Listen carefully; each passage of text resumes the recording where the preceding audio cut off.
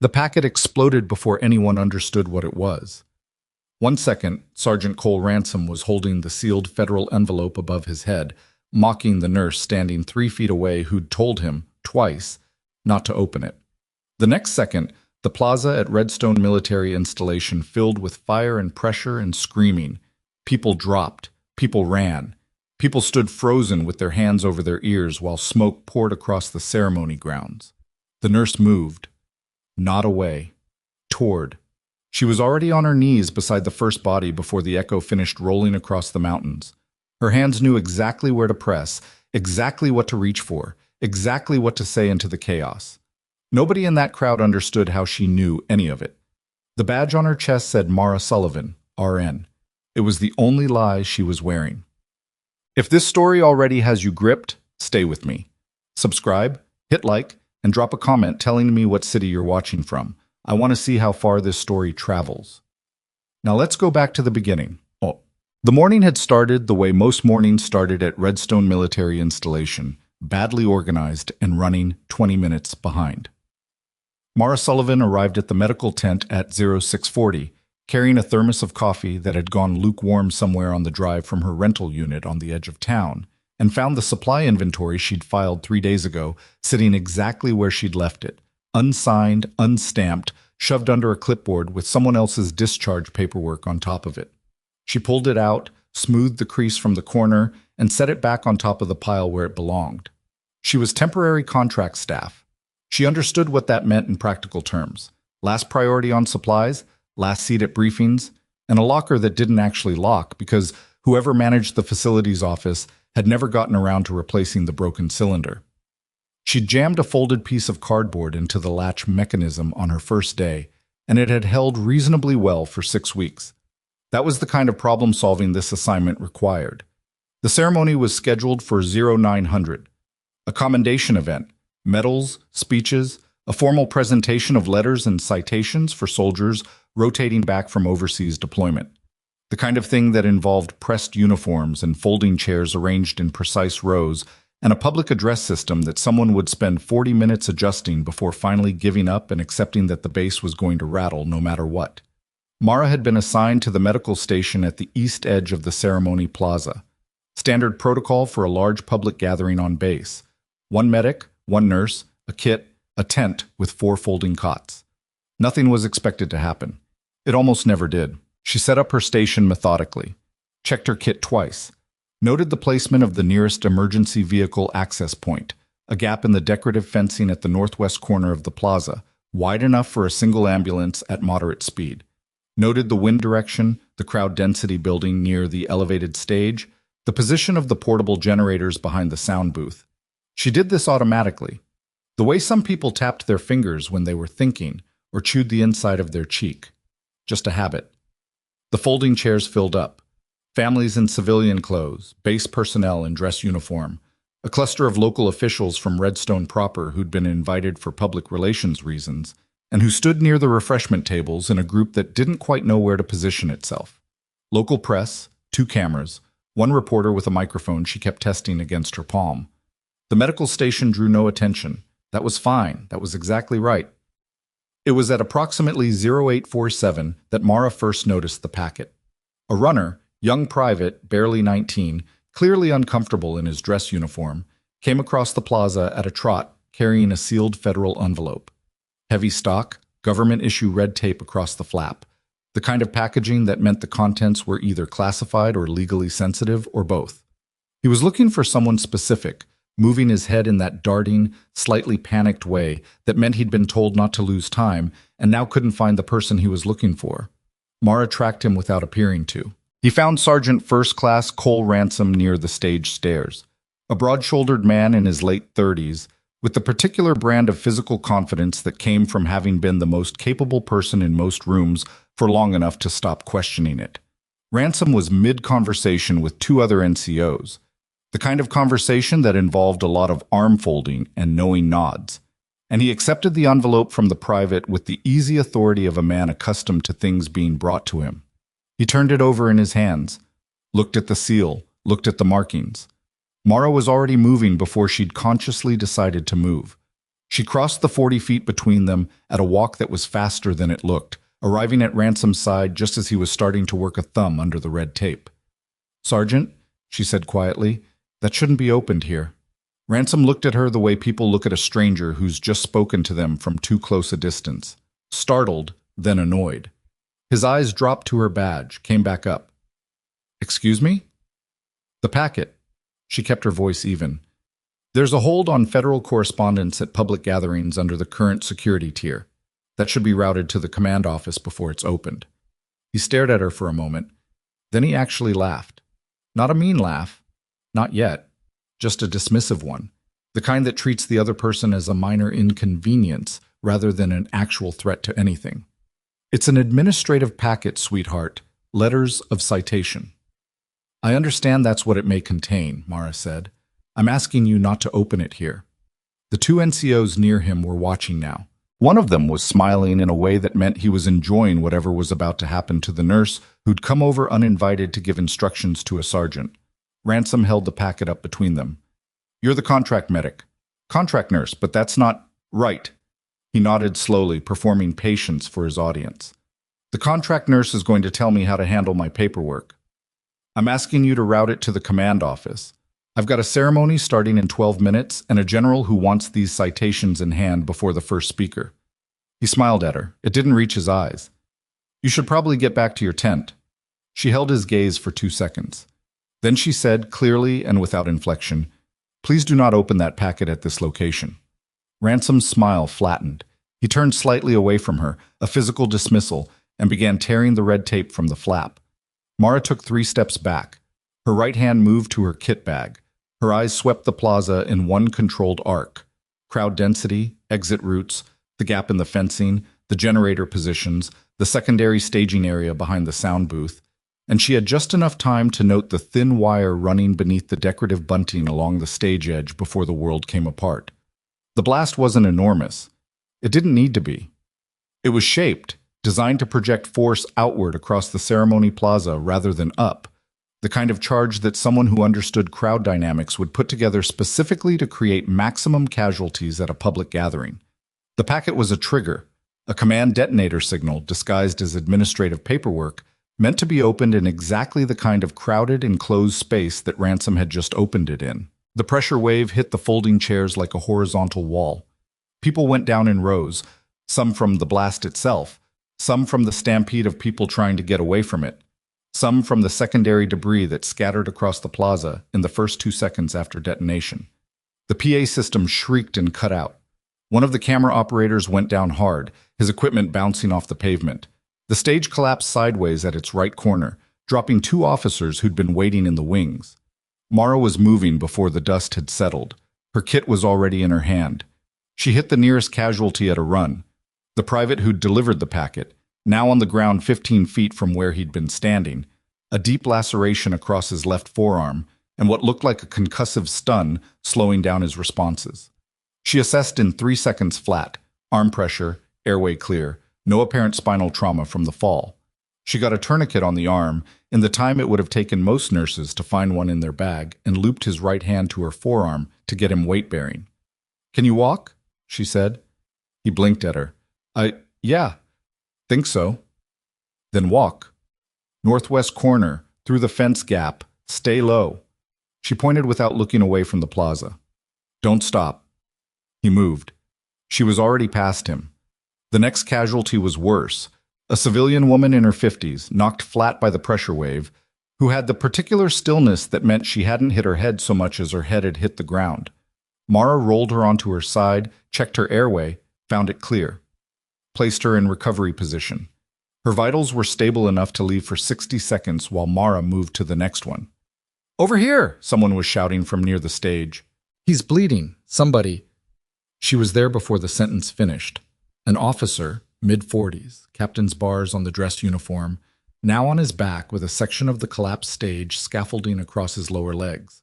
The scaffolding had caught him at the right shin at an angle that meant the bone was compromised. She could see the deformity through the fabric, and he'd caught the edge of the aluminum on the way down hard enough to open a deep gash along his thigh that was pumping blood with the specific rhythm that meant arterial involvement. "I've got you," she said, already on her knees, already compressing. The officer made a sound that was not quite a word. She talked while she worked, not to comfort, exactly, but to give him something to focus on. I need you to keep your eyes open. Keep looking at me. What's your name? Hargrove. His voice was strained. Captain Hargrove. Okay, Captain Hargrove.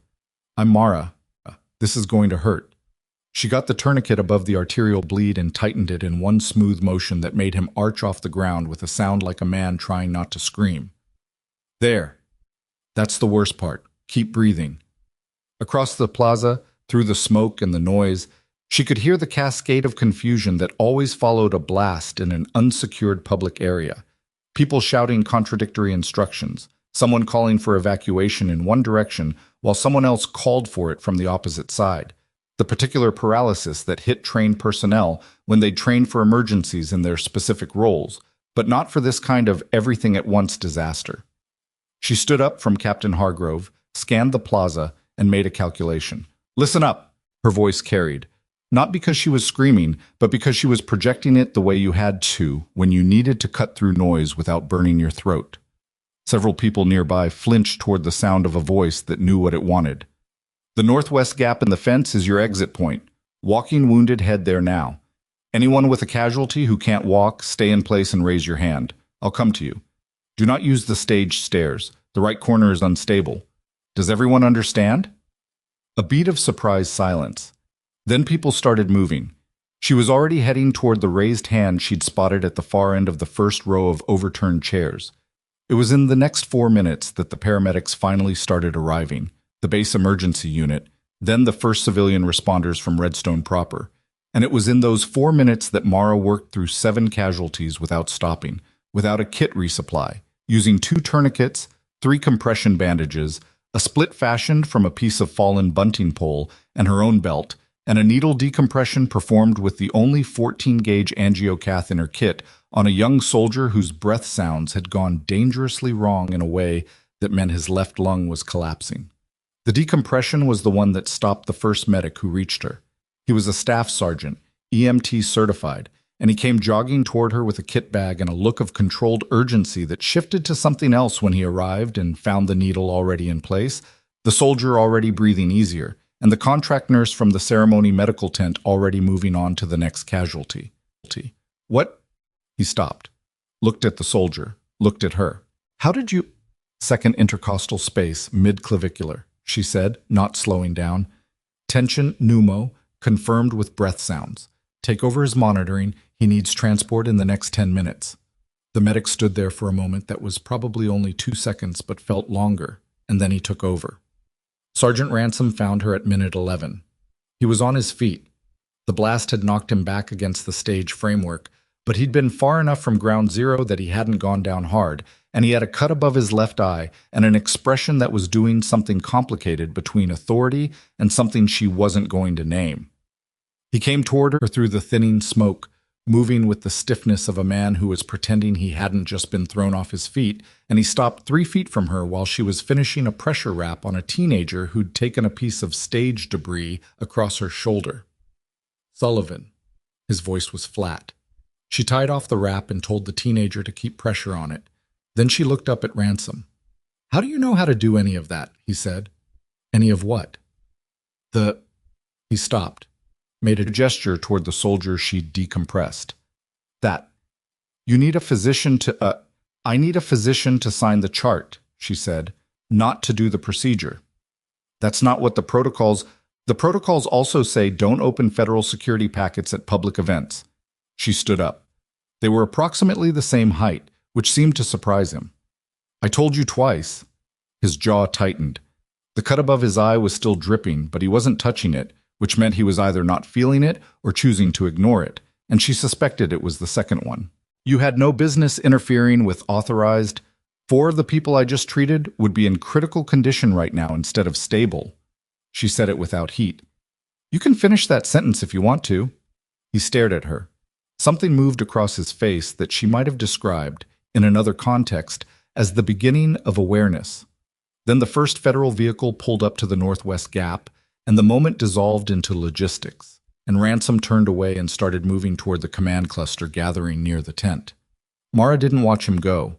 She turned back toward the remaining casualties, accounting for each one by position, noting who'd been picked up by the arriving medics and who was still waiting. There were 2 more. She moved toward the nearest one. It was during that movement, crossing the cleared center of the plaza, stepping over an overturned chair, that she saw the man at the edge of the evacuation cordon. He was standing just outside the newly established perimeter, in the narrow space between the chain-link fencing and the crowd of base personnel who'd been pushed back from the ceremony site. He was wearing civilian clothes that were slightly too generic to be entirely accidental. Plain jacket, no visible insignia, the kind of anonymity that took effort. He wasn't filming on a phone like the people around him. He wasn't looking at the blast site. He was looking at her. She recognized him in the way you recognize something you've been waiting for without knowing you were waiting for it. Not surprise. Something closer to the arrival of something overdue. His name was Vincent Arlo. And the last time she had been in the same location as Vincent Arlo, she had been in a different country, using a different name, and nobody in a 40-kilometer radius had known she was there. She kept walking toward her casualty, kept her face neutral, reached the woman on the ground, another civilian, a bleed from a deep cut across her palm, probably glass from the decorative panels, and started working. But she noted his position, his angle, the fact that he wasn't trying to leave, the fact that he was waiting. Around her, Redstone Military Installation was pulling itself back together with the particular grinding efficiency of an organization that had trained for disaster without quite believing disaster would arrive like this. Sudden, domestic, wrong, in a way that didn't fit the threat assessments. Federal agents were setting up a command post near the main gate. Military police were establishing a hard perimeter. The base commander was somewhere near the medical tent, being briefed in rapid short sentences by people who were piecing it together as they went. The packet, the trigger, the wire under the bunting, the shaped charge, the crowd. Someone had planned this. Someone who understood the ceremony's security footprint, the timing of the packet's arrival, the specific vulnerabilities of a public gathering on a base that hadn't expected to be targeted from inside its own perimeter. Mara finished with the woman's hand, got her on her feet, handed her off to the EMT who appeared at her elbow. She looked back toward the perimeter. Vincent Arlo had shifted position. He was now closer to the gap in the fence, closer to the flagpole where the base's communications hub had its secondary relay antenna. She looked at the antenna, looked at the space beneath it, looked at the particular way that the decorative casing around its base didn't quite match the decorative casing around the other features in that corner of the plaza. She had been trained to recognize secondary devices by their absence, by the gap in a scene where something should be but isn't, the detail that's been added where no detail should exist. The base casing was added. It wasn't original, and it was within direct line of sight of a command wire relay point, if someone had positioned themselves on the south side of the evacuation cordon, which was exactly where Vincent Arlo was standing. Mara's kit bag had one item left that she hadn't used. She reached into it without looking away from the antenna casing, and her hand closed around the radio the base had issued her at the start of the assignment, standard issue, coded to the emergency frequency, and she keyed it. "This is Sullivan at the ceremony site," she said. "I need a bomb disposal unit at the communications relay antenna, northeast corner of plaza. Now, do not send anyone near it until they arrive." Static. Then a voice she didn't recognize. "Sullivan, what's your authorization?" "I'm the person who just performed a needle thoracostomy in the field and correctly identified the attack pattern before your unit arrived," she said. "Get the bomb disposal team to the northeast corner. Tell them to approach from the south side and look for a false casing at the base of the relay antenna." Another beat of static. The base commander's voice came on. "Sullivan, this is General Whitmore. What are you looking at?" "A secondary device," she said, "and a person of interest at the edge of the evacuation cordon who may be holding a remote trigger. I need you to close the south gap in the perimeter before—" She was already running. Vincent Arlo had seen her key the radio. He'd read the movement, the way she was oriented, and he had turned and was walking now, not running, because running draws attention, but moving with the specific purposeful speed of a man who has somewhere to be and cannot be there on foot in time.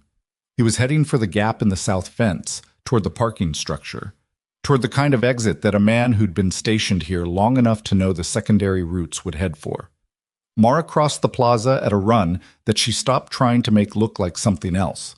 She was 12 feet from the south fence when the military police finally closed it, and she was 4 feet from the relay antenna when the bomb disposal team's first unit came through the northwest gap, moving fast, and a second federal vehicle pulled up alongside the command post, and two people in federal jackets got out and looked across the plaza, and one of them looked directly at her and stopped walking for exactly 1 moment.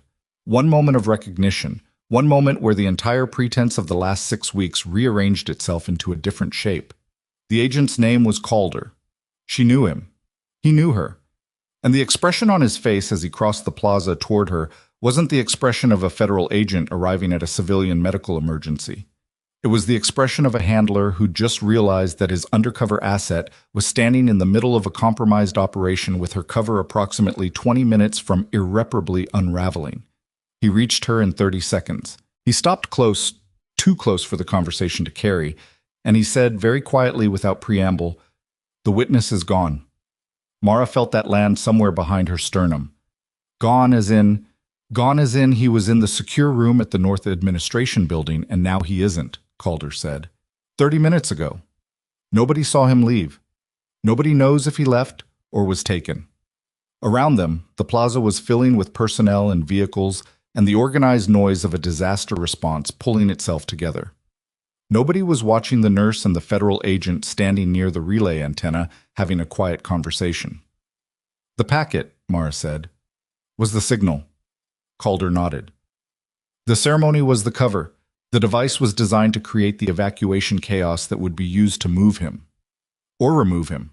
She looked toward the North Administration Building, visible above the tree line at the edge of the ceremony grounds. "Secondary device is at the relay antenna. I think it's a confirmation signal, something to trigger when the first part of the operation is complete." "What kind of operation?" She didn't answer that immediately, because she was looking at the administration building and thinking about the timing and the packet and the man who'd opened it and the particular way Sergeant Cole Ransom had not quite been where she'd expected him to be when she'd looked for him in the last 10 minutes. She'd noted where he was going, toward the command cluster near the medical tent, he'd said, but she hadn't confirmed he'd arrived there. She'd been working casualties. She hadn't watched him. "Calder," she said, "find Ransom, right now. Physically locate him and don't let him go anywhere." "The sergeant? He was on the casualty list. He's not injured badly enough to be immobile, and he knows this base better than anyone currently in the command post." She was already moving. "Find him." "Sullivan," Calder's voice was sharp. "Where are you going?" She didn't answer that either, because she was already heading for the North Administration Building, and the witness who was no longer in his room, and the maintenance corridor she'd memorized on her second day on base, because she always memorized the maintenance corridors, and the converging possibility that the man who'd mocked her in front of his colleagues that morning was not quite the victim the last hour had made him appear to be. Behind her, the bomb disposal team was working. The perimeter was holding. The plaza was loud with the controlled chaos of response and recovery. Mara walked through a side door into the building's service corridor and let the door close behind her. The corridor was dim. The fluorescent tube above the first junction was flickering in the particular rhythm of a bulb about to give out. She heard something from the left branch, a sound that was not quite a voice and not quite footsteps. Something between the two, the sound of a person trying to be somewhere quietly. She moved left, and she almost didn't hear the second set of footsteps, the ones behind her closing fast, until they were close enough that the choice had already been made. She spun and dropped her shoulder at the same time, which was the only reason the man's arm caught her across the upper back instead of the throat. The impact drove her into the corridor wall, concrete block, no give at all, and she rebounded off it with the kind of controlled stumble that looked like losing balance and was actually buying the half second she needed to get her feet under her properly. The man was large. Not military large, where the bulk was distributed evenly and the movement was trained, but civilian large, the kind that comes from physical labor and assumes it's enough.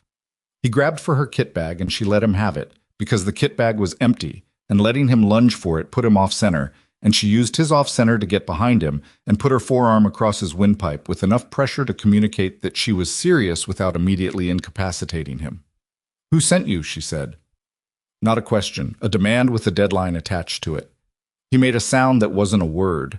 His hands came up to her forearm, and he was strong enough that she had to work to hold the position, Her feet braced against the corridor floor, her shoulder screaming from where it had hit the wall.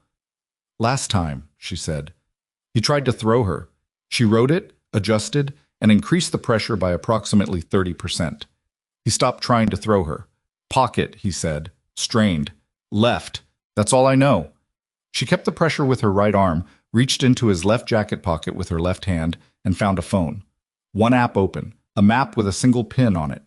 Somewhere in the administration building's north wing. She could tell that much from the building outline, though the specific room label was cut off at the edge of the screen.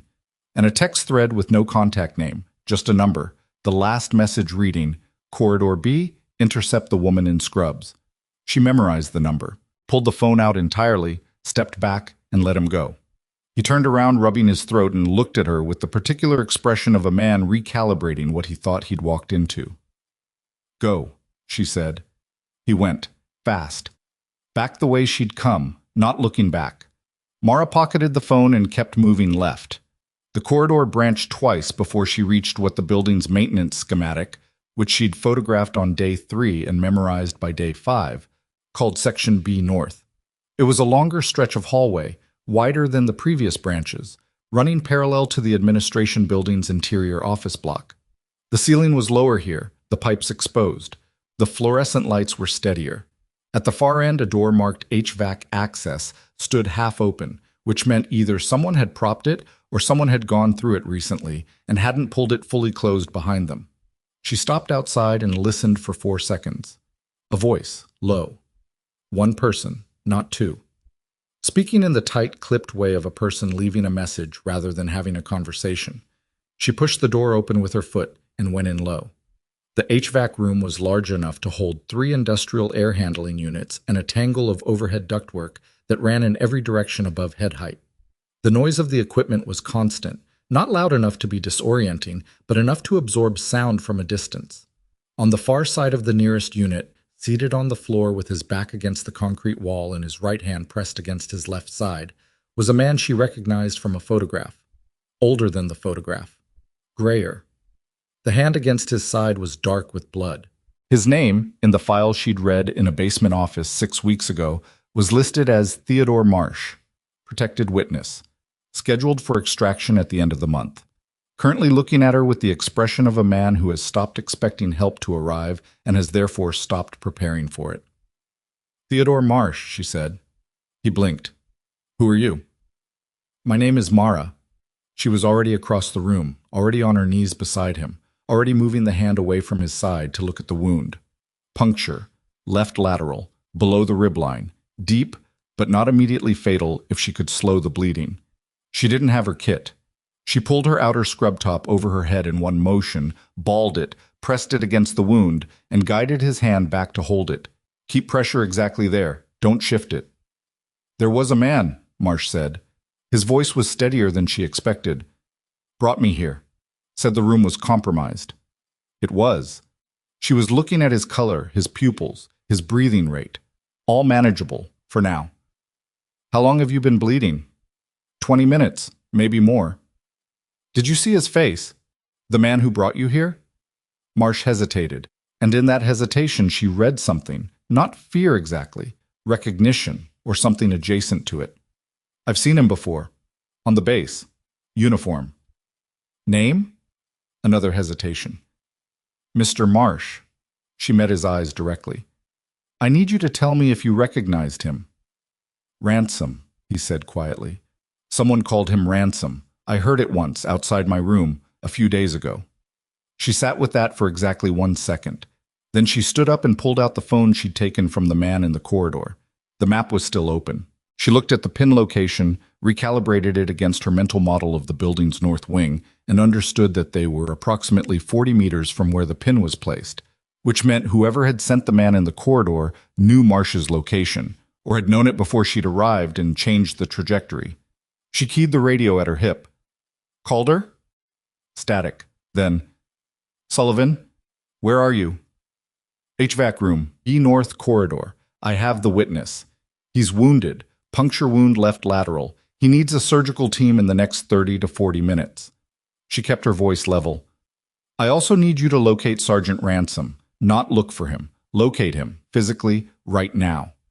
A pause, longer than she liked. Ransom was at the command post 10 minutes ago. Is he there now? Another pause. Stand by. She stood by. The HVAC equipment hummed. Marsh was watching her with the focused attention of a man who has learned to read the people around him as a primary survival skill. You're not just a nurse, he said. Right now, I'm whatever keeps you alive long enough to get you out of this room. She looked at the door. Is there anything you haven't told the people running your protection detail? Anything about who knew you were here or how they knew? He was quiet for a moment. A different kind of quiet than before, not reluctant, but the silence of a man arranging a long answer into a short one. I gave testimony about a procurement contract, defense spending, falsified invoices, money moved in ways it shouldn't have been moved. 3 people are named. 2 of them are civilians. He paused. 1 of them isn't. Military? Former military. But connected. Still connected. He shifted, and she could see the effort it cost him. I told the investigators. I don't know how far that information traveled. Calder's voice came back on the radio. Sullivan. Ransom is not at the command post. Nobody has seen him in the last 15 minutes. She looked at the door again. Calder, I need you to come to the HVAC room in B North with at least 2 people. Don't send anyone ahead of you. Come yourself. On my way. 4 minutes. She crouched back down next to Marsh, checked the pressure pad. The bleeding was slower, not stopped, but slower, which was the best she could manage with no equipment in a maintenance room. She tore a strip from the scrub top she wasn't wearing and tied it over the bald fabric to hold the pressure more evenly. It wasn't elegant. It worked well enough. You're going to be okay, she said, and she meant it as information rather than comfort, which was why he nodded instead of looking skeptical. Is the ceremony... were people hurt? Some. Most will be okay. She didn't elaborate. The device was shaped to maximize chaos rather than fatalities. Whoever built it wanted confusion, not a body count. Because a body count brings a different level of response, Marsh said. He said it with the flat certainty of a man who'd spent enough time around the mechanics of that world to understand its calculus. Confusion creates a window. Yes. A window they used to move me. Yes. He absorbed that. They knew the ceremony schedule. They knew the packet would be opened there. They knew the evacuation pattern. He looked at her steadily. That's not something an outsider knows. No, she agreed. It isn't. The door handle moved. Mara was on her feet and to the side of the door in 2 steps, flat against the wall in the space that would be hidden when the door swung inward. She had nothing in her hands that was useful as a weapon. She picked up a 6-inch length of pipe fitting from the floor beside the nearest HVAC unit. Loose, left over from some maintenance job, heavy enough. The door opened. A figure came through.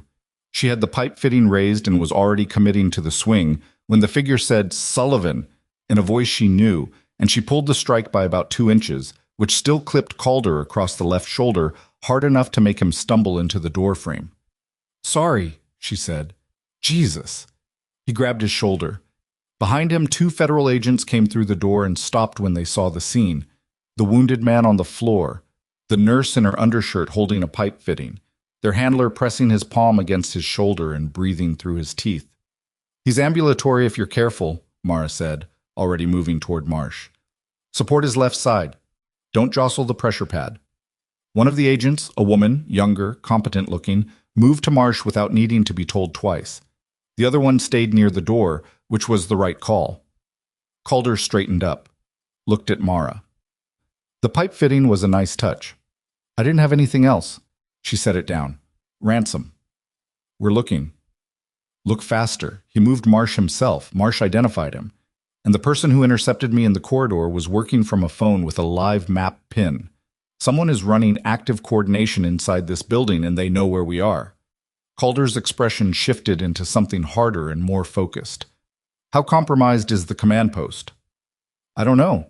But the packet was military protocol. The evacuation pattern was known, and the secondary device placement required knowledge of the base communications infrastructure. Whoever is running this has either had access to internal security planning or has someone inside who does. She looked at him steadily. The man who opened the packet is the man who moved the witness. That's not coincidence. Calder pulled out his own radio. started talking in the clipped shorthand of someone giving instructions that couldn't wait for full sentences. Mara half listened and half watched Marsh being helped to his feet, noting the color in his face, the steadiness of his legs, the way the pressure pad was holding. He could move. He wasn't going to like it, but he could move. The younger agent, she'd caught the name Reyes from something Calder had said, got Marsh upright and started moving him toward the door with a steadiness that came from doing this before, and knowing how to manage a person who was trying to help, but whose body was working against the effort. "We're taking him out through the East Service exit," Reyes said. "Calder," Mara said. "The phone." She held it out, the one she'd taken from the man in the corridor. "The number in the text thread. I need a trace on it now." He took it, glanced at the screen, and said something into his radio that she caught only the edges of. They moved Marsh out of the HVAC room and into the corridor, the small group of them making their way east through B North with the careful speed of people who were trying not to sound like a group moving through a building. The agent at the rear of the group was watching backward. Mara was watching forward. They were 60 feet from the East Service exit when she saw the light under the door change. It was a small thing, the gap at the bottom of a door, 60 feet away, going from dim to slightly less dim, the way it does when something moves past a light source on the other side. She put her hand up without looking back and the group stopped. Silence. The building's ventilation, the distant noise of the emergency response outside. Nothing else. Then the door opened. Cole Ransom came through it looking like a man who'd already decided how this was going to go. He was in his dress uniform, which was wrong. Wrong for a man who'd been near a blast site and done 40 minutes of movement through the building. The uniform should have been in worse condition, which meant he'd been somewhere to clean up or change, and that meant he'd had a plan and a place and enough time. He had a sidearm in his hand. He wasn't pointing it at anyone yet, but he was holding it at the angle that meant he could point it at someone in under a second. His eyes moved through the group and stopped on Marsh. "Let him walk," Ransom said. Calder's hand was already moving. Mara touched his arm and he stopped. She took one step forward, putting herself at the front of the group, between Ransom and Marsh. "Let him walk," Ransom said again. "Nobody else needs to get hurt." "You said the same thing when you designed the charge this morning," Mara said. "Shaped for chaos, not casualties. Nobody needs to get hurt. And 2 people are in surgery, and 1 is in critical care, and 1 man is bleeding through a pressure bandage I made for my shirt." She kept her voice completely level. "So that statement is worth what it's always been worth when you've said it." Ransom looked at her.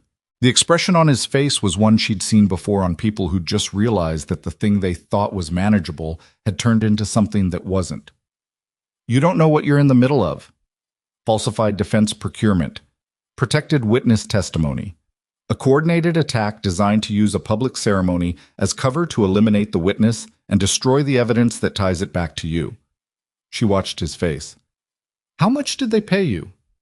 He was quiet for a moment that was 1 second longer than it should have been, and in that second she saw the answer, which wasn't a number. It was a posture, the posture of a man who has convinced himself the money was the least of it, that there were reasons beyond the money that he doesn't have to explain because he's already explained them to himself. "It was already broken," he said. "The program was broken before I did anything." "Then you should have reported it," she said. "That's what the systems are for." "The systems," he said flatly. "Right, the systems." His grip shifted on the sidearm, not raising it, not yet, but adjusting, and she noted the adjustment. "You come in here with your contract badge and your kit bag, and you think you understand. I don't need to understand." She took another step forward. "I need you to put the gun down." "Stop moving." His voice sharpened. The sidearm came up to half height. She stopped. She was 30 feet from him. Not close enough. She needed closer or she needed him to give her time, and she didn't know which one she was going to get. "Marsh walks," Ransom said. "You let him walk with me, and this ends without anyone else getting hurt, and you can do whatever you're going to do with the rest of it." "Where does Marsh walk to?" Calder said from behind her. "That's not your concern." "He's in my custody," Calder said. "That makes it my concern." "Your custody didn't do much to keep him in a room," Ransom said, and the edge in his voice was the edge of a man who'd spent time thinking about what he was doing and had decided the people opposing him were compromised by their own failures. "I moved him out of that room because there was a threat to his safety. You moved him because you needed him away from the command post before the secondary device triggered and reset the evacuation perimeter, Mara said. You were going to hand him off through the east exit. The person I encountered in the corridor was your handoff. Something moved across Ransom's face. Not surprise, something tighter than surprise. You got in the way. Yes. You were supposed to be treating casualties. I was. She tilted her head slightly. And then I was done. The two of them stood in the corridor with 30 feet of fluorescent-lit floor between them and the HVAC hum running beneath everything, and Mara watched the gun and watched his eyes and watched the slight tension in his forearm that would tell her when he was about to commit to something, and she thought about the 30 feet and what she needed to close it and what she had available to close it with, which was not much. Behind her she could hear Marcia's breathing, controlled, deliberate, the breathing of a man trying to keep himself functional. She could hear Reyes shifting weight. She could not hear Calder, which meant Calder was doing something with his hands that he didn't want audible, and she hoped it was what she thought it was. Last time, Ransom said. Let him go. Last time, Mara said. Put it down. His arm came up fully, the sidearm leveled. And she was already moving, not toward him, not directly, but left and forward at an angle that took her off his center line and gave her the step she needed, and his first shot went into the corridor wall at the place she'd been standing, and the sound of it in the enclosed space was enormous and wrong, in the way that gunshots always were indoors, and she was still moving, eating the distance, and she was going to be close enough or she wasn't. And then the East Service door behind Ransom opened hard, and two military police officers came through it at a run, and Ransom turned toward the sound, and Mara closed the last 15 feet at a dead sprint and hit him at the elbow just as the gun swung back toward her. The shot went into the ceiling. Plaster dust came down like snow. She had his gun hand. He was stronger than her and he knew it and he used it, wrenching sideways and getting a shoulder into her, driving her into the opposite wall for the second time tonight in a corridor, which was becoming a pattern she was going to find extremely irritating if she survived it. Her grip on his gun hand broke. She went for the wrist instead, the wrist and the thumb, the specific mechanical disadvantage of the thumb. And the gun clattered to the floor. He hit her across the face with his free hand, open palm, not a fist, which told her he was trying to stun rather than break, which told her he still thought there was a version of this where he walked away. She took the hit, tucked her chin, felt her cheekbone light up with pain that she cataloged and set aside, and drove her knee up into his midsection hard enough to fold him. He went down to one knee. She stepped back.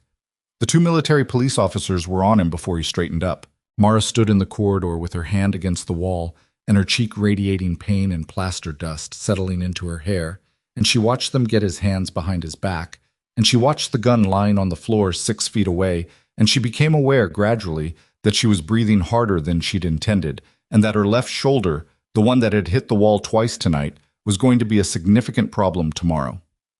Calder appeared at her side. He looked at her face. You need that looked at. It's fine. Sullivan. It's fine. She straightened up fully, looked at Ransom, face down on the corridor floor, military police on either side of him. Then she looked at Calder. The phone, the trace. Working on it. Work faster. If the number in that thread belongs to the civilian end of the procurement network, we have a window before they realize the handoff failed and start destroying evidence. She pushed off from the wall. Where's Marsh? Reyes took him to the east exit. Medics are 30 seconds out. Good. She started walking. I need a new radio. Mine got dented somewhere in the last 20 minutes. Calder fell into step beside her. He didn't say anything for the length of the corridor. Then, you were actually going to take that gun from him, with 30 feet of corridor. I had 15 by the time I was committed, she said, and the MPs came through the door. But if they hadn't? She didn't answer that. Not because she didn't have an answer, but because the answer was the kind of thing that didn't need to be said out loud. You made the calculation. You moved. You dealt with what happened next when it happened. They came through the East Service door into the gray afternoon light, the mountains visible above the tree line, the base perimeter loud with the noise of the response still unwinding. Reyes was 20 feet away with Marsh, a medical team already around him, someone doing exactly what needed to be done with the pressure pad and the puncture wound. Marsh looked up when Mara came through the door. He looked like a man who had been through enough that looking worse would have required specific effort. But his eyes were clear, And when they found her, something in his expression settled. She walked over, crouched down to his level while the medic worked around her. "You're going to surgery," she said. "The wound is manageable. You're going to be okay." "The testimony," he said. "If something happens." "It's already in the system," she said.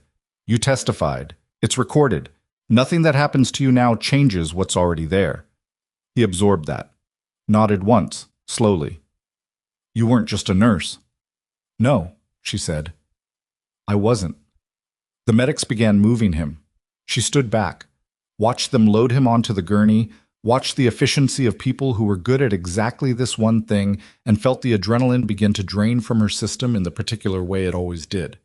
Not a crash exactly, more like a slow pressure release, leaving behind the inventory of damage. Cheek, shoulder, the scrape across her palm from something she hadn't even noticed happening. The low-grade headache that came from a concussive environment. The base was still running hot around her. The investigation was still in its first hour. The command post was still sorting through what had happened and what it meant and what had to come next. And somewhere in the federal processing that was already beginning, Cole Ransom was going to be sat down in a room and asked a long series of questions, and the answers were going to pull at threads that were going to take apart a network that had existed long enough to believe it was safe. Calder's phone buzzed. He looked at it. Then he looked at her. "The trace came back on the number," he said. "The phone in the text thread." "And?"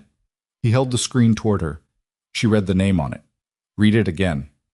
It wasn't a name she recognized, but the designation next to it was a federal contractor ID tied to the Defense Procurement Office, tied to the exact contract that Theodore Marsh had testified about.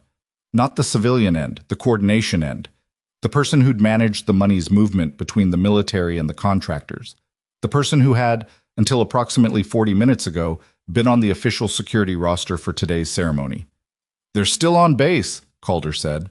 Mara looked at him, looked at the building behind them, looked at the command post visible across the tree line where, right now, officers who didn't know there was a second player were briefing a general on the status of a compromised operation. "How many people in the command post know what Marsh testified to?" she said.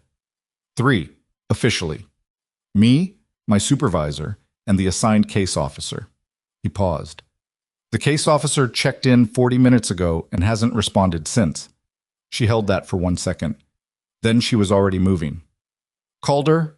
She didn't look back. "If your case officer is in that command post, get them out of it. Now. Before whoever is on that contractor ID realizes the handoff failed and decides the command post is their next option." She heard him start talking into his radio, fast and sharp, and the words were still reaching her as she crossed the tree line toward the command post, toward the general and the officers, and the investigation that was building in a room that might have just become the most dangerous place on the base. Her cheekbone was throbbing. Her shoulder was going to give her real trouble if she had to use it again tonight. She was going to have to use it again tonight. The command post had been set up in the main administration building's east briefing room, the kind of room that existed on every military installation in the country, with the same long table and the same wall-mounted displays and the same institutional chairs that were slightly too low for most people to be comfortable in for more than an hour. By the time Mara pushed through the door, it had accumulated the particular density of a crisis in progress.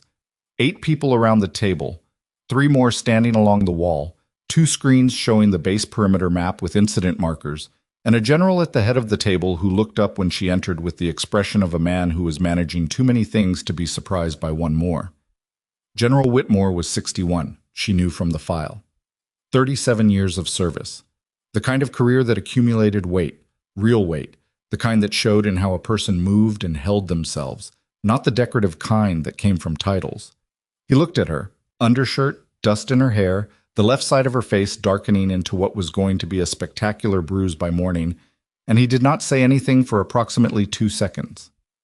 "Sullivan," he said. "Sir." She moved to the table without waiting to be invited. "Who is your case officer for the Marsh Protection Detail?" The room shifted. The particular shift of a group that has established its own internal hierarchy in the last 90 minutes and is recalibrating to an interruption. A man on Whitmore's left, 50s, civilian clothes, the slightly rumpled look of someone who'd been traveling when he'd gotten the call, said, "That's not information for open discussion." Your case officer has been unreachable for the last 45 minutes, Mara said. She was looking at Whitmore, not the man on his left. The person who coordinated the extraction attempt, the second player, the one who ran the money side of the procurement fraud, is on the official security roster for today's ceremony, which means they have access to this building, which means if your case officer is somewhere in this building and hasn't checked in, that's not a communication breakdown. Whitmore looked at the man on his left. The man on his left, who was, Mara now understood, the kind of federal presence that didn't carry a designation she'd recognize, looked at his phone and said nothing. Name, Mara said directly to him. Excuse me? The case officer's name, so we know who to look for. Agent Voss handles Marsh directly, Whitmore said, cutting across whatever the man on his left had been assembling. He said it with the flatness of a man who had decided that the normal protocols had produced the current situation and he was done waiting for them to produce a solution. Lena Voss, she checked in at 1310, and that's the last confirmed contact. Mara pulled out the phone she'd taken from the man in the corridor, held it out to Whitmore. The number in this thread traces to a federal contractor ID on your ceremony security roster. Whoever holds that ID had communication with the man who intercepted me in the B North corridor 40 minutes ago. I need you to pull the full security roster right now and tell me who on it has a procurement office affiliation. The man on Whitmore's left said, "How did you obtain that phone?" "From the person who was using it to track my location." She kept the phone extended toward Whitmore. "The roster." Whitmore took the phone, looked at the screen, looked at the officer to his right, a colonel, younger, the one who'd been managing the display screens. "Get me the ceremony security roster, full list, every name, cross-reference procurement office." The colonel started moving. Mara stepped back from the table and looked at the room. Who was watching her? Who was watching the screens? Who was watching neither? Cataloged. Noted. The man on Whitmore's left was watching her with the specific attentiveness of someone who had information he was weighing against a decision. "You need to tell me who you actually are," he said. "Special Agent Mara Sullivan," she said. "Defense Intelligence, Classified Operations Division. My assignment here was a parallel track to the Marsh Protection Detail. I was not briefed into the detail itself, which is standard isolation protocol. My cover as contract nursing staff was compromised when Ransom opened the packet." She said it flatly, like reading a report. "I have a handler named Calder who can verify. He's currently outside with the witness and should be here in approximately 3 minutes. The man stared at her. "You've been embedded here for 6 weeks." "Yes." "As a nurse?" "I'm also a qualified nurse. That wasn't fabricated." She held his gaze.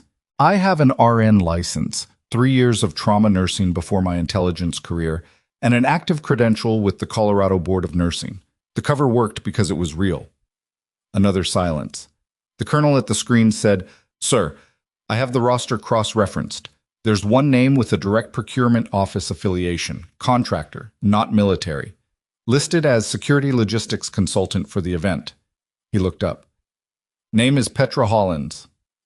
The man on Whitmore's left went very still. Mara caught it. "You know that name?" "Hollins was flagged 8 months ago in a separate audit," he said slowly. "The flag was inconclusive. The audit was closed." "Who closed it?" He didn't answer immediately, and in that non-answer she found the shape of a problem that was larger than one base and one ceremony and one protected witness.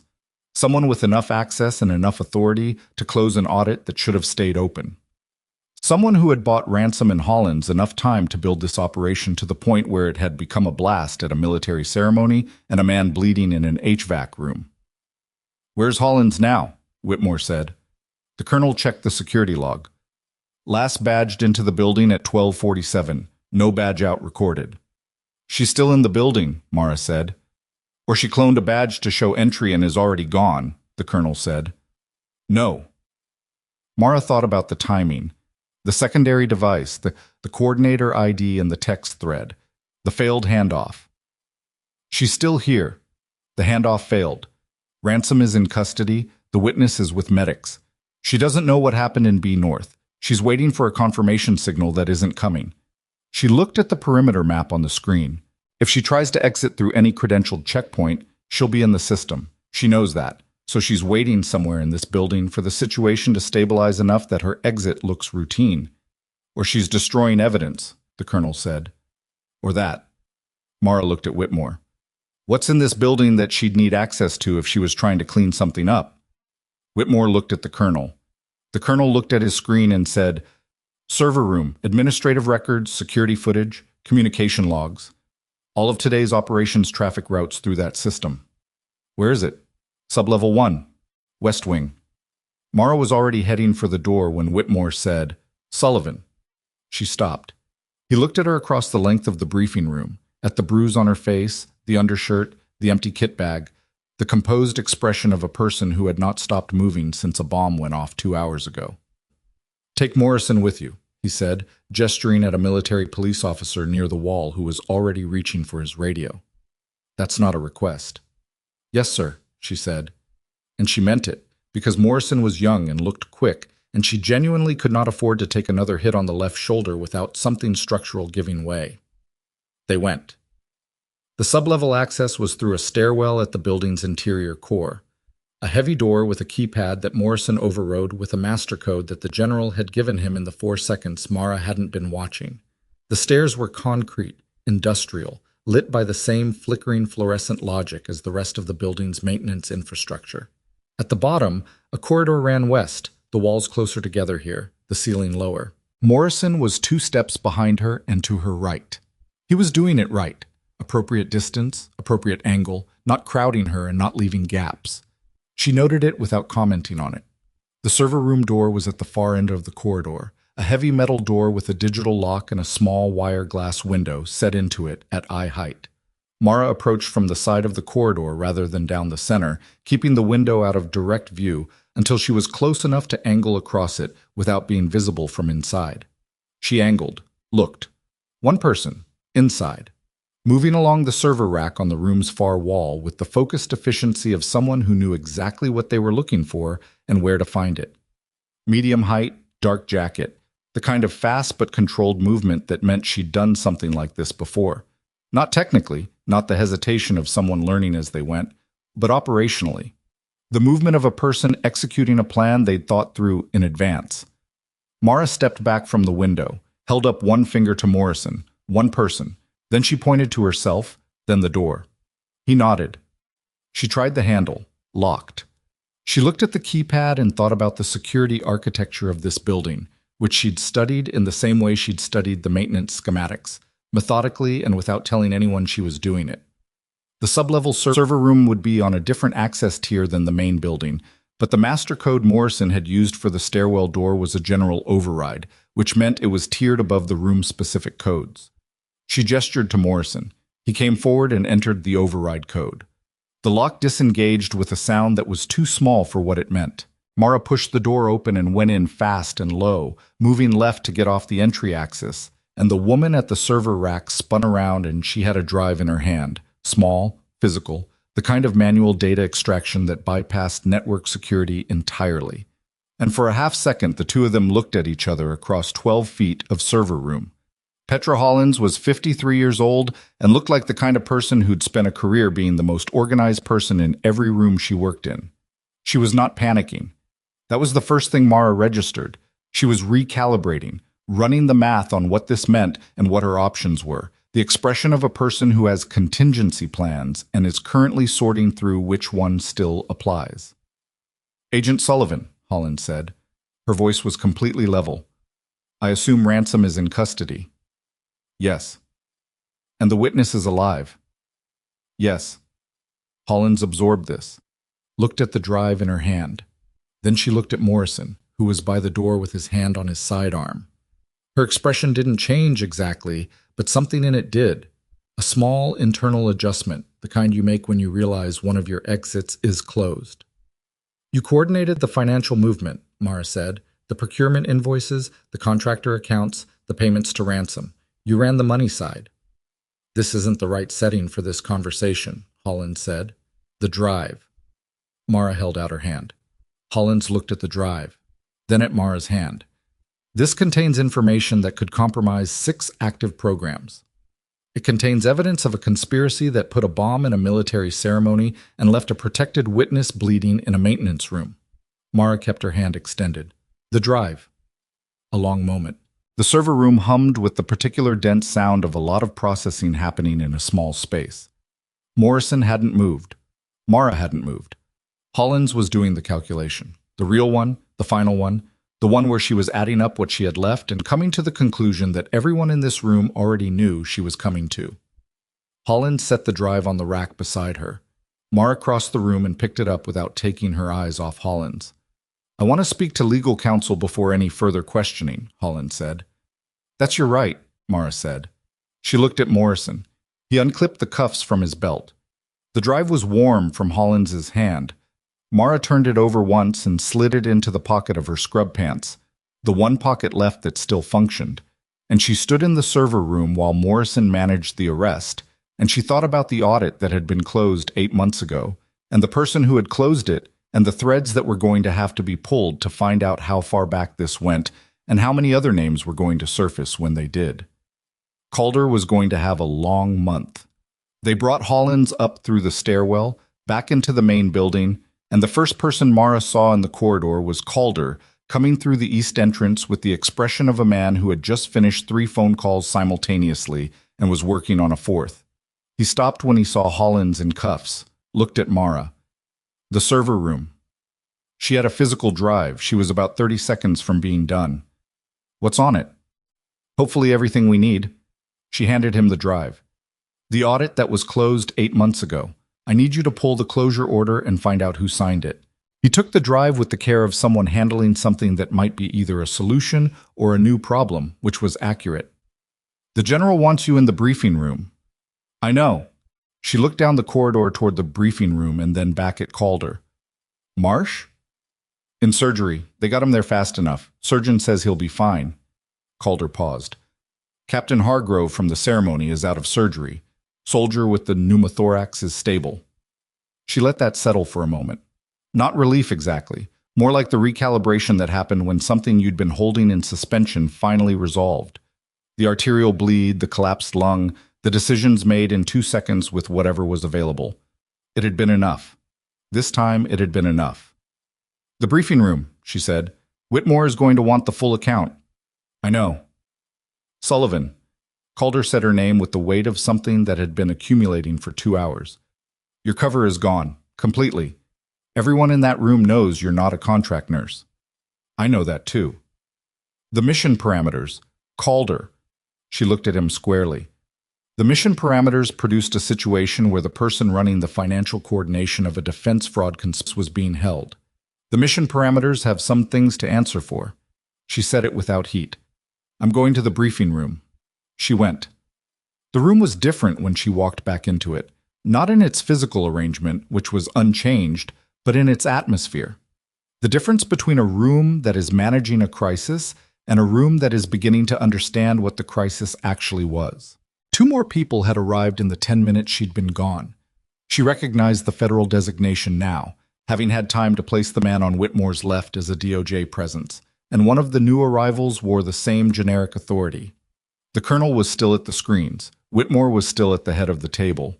Mara walked to the table and placed her hands flat on it and looked at Whitmore. "Petra Hollins is in custody," she said. "Morrison is processing her. She had a physical data drive with what I believe is the financial documentation for the Marsh conspiracy, payment records, account routing, possibly the original falsified invoices. I've given the drive to Agent Calder." Whitmore nodded slowly. "Sit down." "I'm fine standing." "I'm not asking for your comfort, Agent Sullivan. Sit down." He said it with the weight of 37 years of meaning it. She sat. He looked at her for a moment with the expression of a man who is assembling a picture from pieces that keep rearranging themselves. 6 weeks, he said.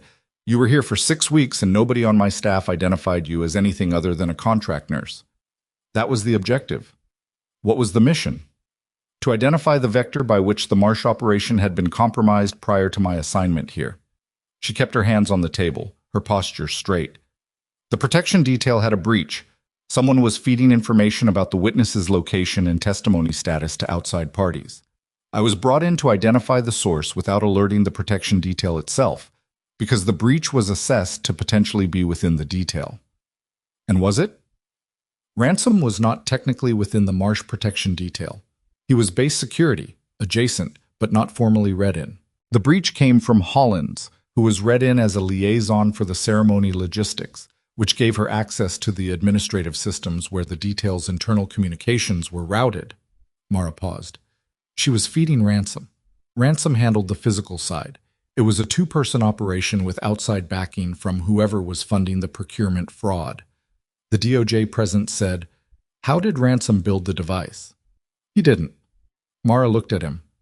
The charge design was professional, specific knowledge of shape detonation physics and command wire triggering. Ransom facilitated access and timing. Someone else built the device. She let that sit for a moment. Which means there's a third player we haven't identified yet. The room adjusted to that. The quiet shift of people who thought they were nearing the end of something and have just been told the end is farther than they assumed. Whitmore said, "The packet. A modified command detonator signal." The charge was placed prior to the ceremony, probably during the setup window, which ran from 0600 to 0830. The ceremony grounds were accessible to event personnel during that window without individual escort. She looked at the perimeter map on the screen. Whoever placed the device knew the packet would be routed to a senior NCO for opening at the ceremony. Ransom was the designated recipient because Ransom was the one who had formally requested the citation letters be delivered to him for distribution. She paused. He requested it 2 weeks ago. The request is in the logistics paperwork. The DOJ presence looked at the man next to him, looked back at Mara. "You read the logistics paperwork?" "I read everything in the administrative system that a contract medical staff member could plausibly access without triggering a security flag." She said it without apology. "That was the job." Whitmore looked at the colonel. "Pull the event setup access log. Every name that badged into the ceremony grounds between 0600 and 0830. "Already running it," the colonel said. Mara's radio, she'd gotten a replacement from Morrison in the stairwell, crackled. Calder's voice, "Sullivan, the drive is intact and we've got a preliminary read on the file structure. There's a name in the payment records that isn't Ransom and isn't Hollins." She keyed the radio. "Who?" "Someone called Decker. No first name in the file, just an account designation. But the account routing goes to a technical services contractor with a specialty in..." A pause. The particular pause of someone reading something that is confirming a thing they didn't want confirmed. "Demolitions engineering." The room was very quiet. Decker. The third player. The one who'd built the device and placed it and was not currently in anyone's custody. Mara looked at the perimeter map. The incident markers, the blast site, the secondary device location, the B North corridor, the server room, the base perimeter, sealed since 0940. Entry and exit logged. "Calder," she said. "Is there a Decker on the ceremony setup access log?" A longer pause. "Stand by." Then, "Yes, technical crew. Listed as audio-visual equipment contractor. Badged in at year 612, badged out at..." Another pause. "Sullivan, there's no badge out for Decker." "They're still on base," Whitmore said, and he was already pushing back from the table, already reaching for his own radio. "Or they cloned their exit the same way Hollins tried to," Mara said. "But if the secondary device was meant to trigger after the handoff, if it was designed as a confirmation signal, and the handoff failed, then Decker doesn't know the operation is over. Decker may be waiting for a trigger command that Ransom or Hollins was supposed to send." The colonel looked up from his screen. "The secondary device at the relay antenna. Bomb disposal cleared it 40 minutes ago. They disarmed it and cleared it. But if Decker was positioned to trigger it remotely..." "Decker saw it get cleared," Mara said, "which tells Decker the operation has problems." She thought about a person who built a device and placed it and has now watched it get disarmed. A technical person, a professional. What does that person do next? The device at the relay antenna was the confirmation signal. But a professional with demolitions experience doesn't build a single-point operation. She looked at the perimeter map. "Are there any other anomalies in the sweep?" "We swept the ceremony grounds," the colonel said. "The buildings are still being swept." "Focus on exit infrastructure," Mara said. "Gate mechanisms, vehicle barriers, anything that controls perimeter access. If Decker can't trigger the confirmation signal and can't get a status update from Ransom or Hollins, the next objective is getting off the base." She stood up. "If Decker is a professional, they built an exit." Whitmore was already giving orders. The room had shifted again, from understanding to response, the gears engaging with the sound of an organization that was large enough, when it finally moved in the same direction, to be very hard to stop. Mara went to the screen beside the colonel and looked at the base map and thought about exits. Not the official exits, those were covered. The exits that a person with access to the technical infrastructure of the base, who'd spent at least 2 hours in the ceremony grounds during setup, would have had time to find or create. The perimeter had 4 vehicle gates and 2 pedestrian exits. It also had a maintenance access road at the northwest corner, she'd noted it on day 2, that connected to the civilian road network through a gap in the installation's boundary that was gated with a mechanical lock rather than a badged system. Older infrastructure. Probably not in the digital access log. She pointed at the northwest corner of the map. Is this access road on the digital perimeter system? The colonel looked. No, that's a legacy maintenance access. Manual gate. Can you tell me if the lock on that gate has been disturbed in the last 4 hours? Not digitally. I'd need someone physically at the gate. She was already moving. Get someone there now and tell them to approach carefully. Sullivan, Whitmore's voice. Sir, if Decker is a professional who built a device and placed it in a crowd, they didn't come here without an exit that doesn't appear in any system you're currently monitoring. She was at the door. The northwest maintenance gate. I'll go. Morrison, Whitmore said. Already with me, she said, because Morrison had appeared at the door at the word northwest, which confirmed her earlier read on him. Quick, attentive. The kind of soldier who tracked context instead of waiting for explicit instruction. They went fast through the building, back out through the east entrance, across the tree line. The afternoon had gone gray, the mountains obscured by cloud cover that had built while they were inside. The noise of the response had shifted, less immediate, more systematic, the sound of a controlled operation rather than a chaotic one. People knew their jobs now. They were doing them.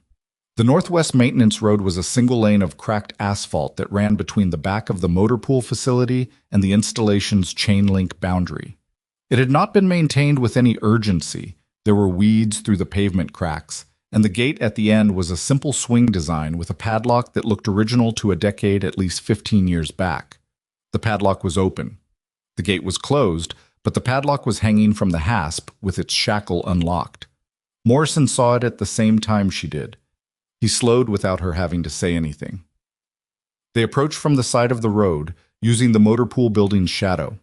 The gate was 60 feet away. Beyond it, through the chain link, the maintenance road continued into a scrubby stretch of unmanaged land before meeting the civilian road network. There was a vehicle on the civilian side, parked with its nose pointed away from the base, engine off, sitting in the shadow of an overgrown equipment storage structure that belonged to a contractor facility beyond the base boundary. It had been there long enough to look like it belonged. The figure moving toward it from the gate was unhurried in the way that trained people were when they were trying not to be noticed. Controlled speed, controlled movement, not fast enough to draw attention. Mara looked at the figure. Medium build, technical crew jacket, a bag over one shoulder that moved with the weight of equipment. The person Calder's search had given a name to. Decker, 40 feet from the gate, 30. Morrison had his sidearm out. Mara touched his arm and shook her head once, not because she was opposed to the sidearm, but because Decker was still on the installation side of the gate and drawing down from 60 feet on a moving target with a fence between them was a calculation that had a lot of ways to go wrong. She looked at the gate, the open padlock, the gap in the fence that Decker was moving toward. She looked at the motor pool building next to her. The corner of it jutted out toward the fence in a way that meant, if she moved now, along the building's wall, she would reach the gate from the right side at approximately the same time as Decker reached it from the left side. She moved. Morrison understood immediately and went wide to cover the angle she was vacating, which was the right call. And she moved along the wall at the controlled speed that looked unhurried until it wasn't. And she covered the 60 feet in the time it took Decker to cover the last 20. And she came around the corner of the building as Decker's hand reached the gate latch. "Stop," she said. Decker stopped, looked at her. She was 10 feet away, close enough to see the face clearly, late 40s, weathered, the particular composed expression of someone who has been caught before and has a practiced response to it. Not panicking, assessing. "Hands where I can see them," she said. Decker's hands came up slowly. The bag slid off one shoulder and dangled from the other. "I'm just leaving. My crew wrapped up." Your crew has been gone for 3 hours, she said. Your badge shows no exit, and the padlock on that gate was keyed with a tool that fits the maintenance toolkit in that bag, not with a standard installation key. She kept her eyes on the hands, both of them, where they were, what they were near. We found the financial records. We have Ransom and Hollins in custody. The secondary device was disarmed at 10:24. She let each piece land separately. There's no version of the next 5 minutes where you get in that car. Decker looked at her hands, looked at her face, looked at Morrison, visible now at the edge of the motor pool building with the sidearm properly oriented. I want a deal, Decker said. That's not my department. Then get me the department that handles deals. After you put the bag down and step away from the gate. She watched his hands. The bag. Down. Slowly. Decker looked at the bag. Something moved across his face. The particular calculation of a person weighing the contents of that bag against the situation they were standing in, and she recognized it as the moment where it could go either way, where the training and the fear and the preparation all collided, and someone made a choice that determined what the next 10 seconds looked like. The bag went down. Slowly. Carefully. Set on the asphalt with the deliberateness of someone who was aware of what was in it and what carelessness might mean. Mara exhaled through her nose. Step away from it, toward me, hands visible. Decker stepped toward her, hands visible. The gate was 5 feet to his right, and he didn't look at it, which was either compliance or the behavior of someone who had already decided the gate was not the option. Morrison was moving in from her left. She let him come and watched Decker's hands, and watched the bag, and watched the gate, and watched all of it at once in the particular fractured attention of someone managing multiple failure points simultaneously. And she was still watching all of it when Decker's right hand moved, not toward the bag, not toward the gate, toward the jacket's interior pocket, fast, the movement of someone who'd made the decision and committed to it, and she was already inside his reach when the hand came out, closing both hands around his wrist, driving the arm up and out at an angle that the shoulder joint was not designed to accommodate gracefully, and whatever he'd been reaching for hit the asphalt and skittered 3 feet to her left. Morrison had him from behind before the object stopped sliding. She stepped back, looked at what had fallen. A phone, not a weapon. A phone with a specific app open, and she recognized the interface because she'd seen it once before in a technical briefing on command wire triggering systems. A detonator interface. Not for the disarmed secondary device. For something else. For something they hadn't found yet. She grabbed the phone off the asphalt and looked at the screen and saw the active target, and looked up from the screen and looked at the building designation on the map overlay, and felt everything in her go very still and very clear. The target was the briefing room, the building she'd left 8 minutes ago with Whitmore and the DOJ presence, and the colonel and the case file and everything they'd spent the last 2 hours building toward. Someone had placed a device in or near the briefing room, and she had walked out of it, and she had not found it because she had not been looking for it, because she had thought she was done with devices for the day. She keyed her radio with hands that were steadier than she had any right to expect them to be. Calder, get everyone out of the briefing room, now. Do not ask, do not explain, pull the fire alarm if you have to. Get them out. Static. A beat. Then Calder's voice, sharp and immediate. Moving. She was already running. She ran the full distance without shortening her stride once. The maintenance road back to the main building was 300 meters of cracked asphalt, and she covered it in the way she'd been trained to cover ground when time was the variable that mattered most. Not the sprint of someone running from something, but the sustained, controlled pace of someone running towards something specific, conserving enough to be functional at the other end. Her left shoulder sent a signal up the nerve chain with every footfall that she continued to ignore. The bruise on her cheekbone had stiffened in the cold air, and the skin felt tight across the bone in a way that suggested swelling she didn't have time to address. Behind her, she could hear Morrison managing Decker, voice, radio, the sounds of someone being secured and someone else being called in. She didn't look back. Her radio crackled. Calder. Alarm is pulled, people are moving, Whitmore is out, DOJ is out. I've got the colonel and 3 others still clearing the east end of the building. How long since I called it in? 90 seconds. Is everyone out of the briefing room specifically? A pause that was 4 seconds and felt longer. Yes. Room is clear. She didn't slow down. The device may not be in the room itself. The app interface showed the briefing room as target, but a professional places charges at structural points, not at the center of the target space. Check the corridor outside the briefing room. Check the adjacent utility spaces. The room itself may be the blast radius, not the placement point. Bomb disposal is en route to your position. ETA 90 seconds. Tell them to start with the east corridor junction and the utility closet at the northwest corner of the briefing room. Those are the two structural points that would produce the most damage to that room from an adjacent placement. She was at the tree line now, the main building visible, people moving on the exterior in the organized pattern of an evacuation that knew where it was going. And tell them to move fast. Decker had an active interface. If there's a timer component alongside the manual trigger, understood. The radio clicked off. She came through the tree line and across the open ground to the building's east entrance, where the evacuation had compressed into a cluster of personnel, moving through the doors in the controlled way that meant someone was managing it properly. She went against the flow, showing the badge that still said Mara Sullivan, RN, which she would need to change, she noted, at some point in the next several hours, when several hours became available. And the MP at the door looked at her face and her undershirt and the radio in her hand and made a decision about whether to stop her that came down on the side of letting her through. The interior of the east corridor was empty. The overhead emergency lighting had switched on, amber, casting the walls in a color that made everything look either urgent or diseased depending on your perspective. She moved west toward the briefing room junction and stopped when she heard the bomb disposal team coming through the south entrance. 2 people, full kit, the particular focus speed of specialists who have been told they have less time than they'd like.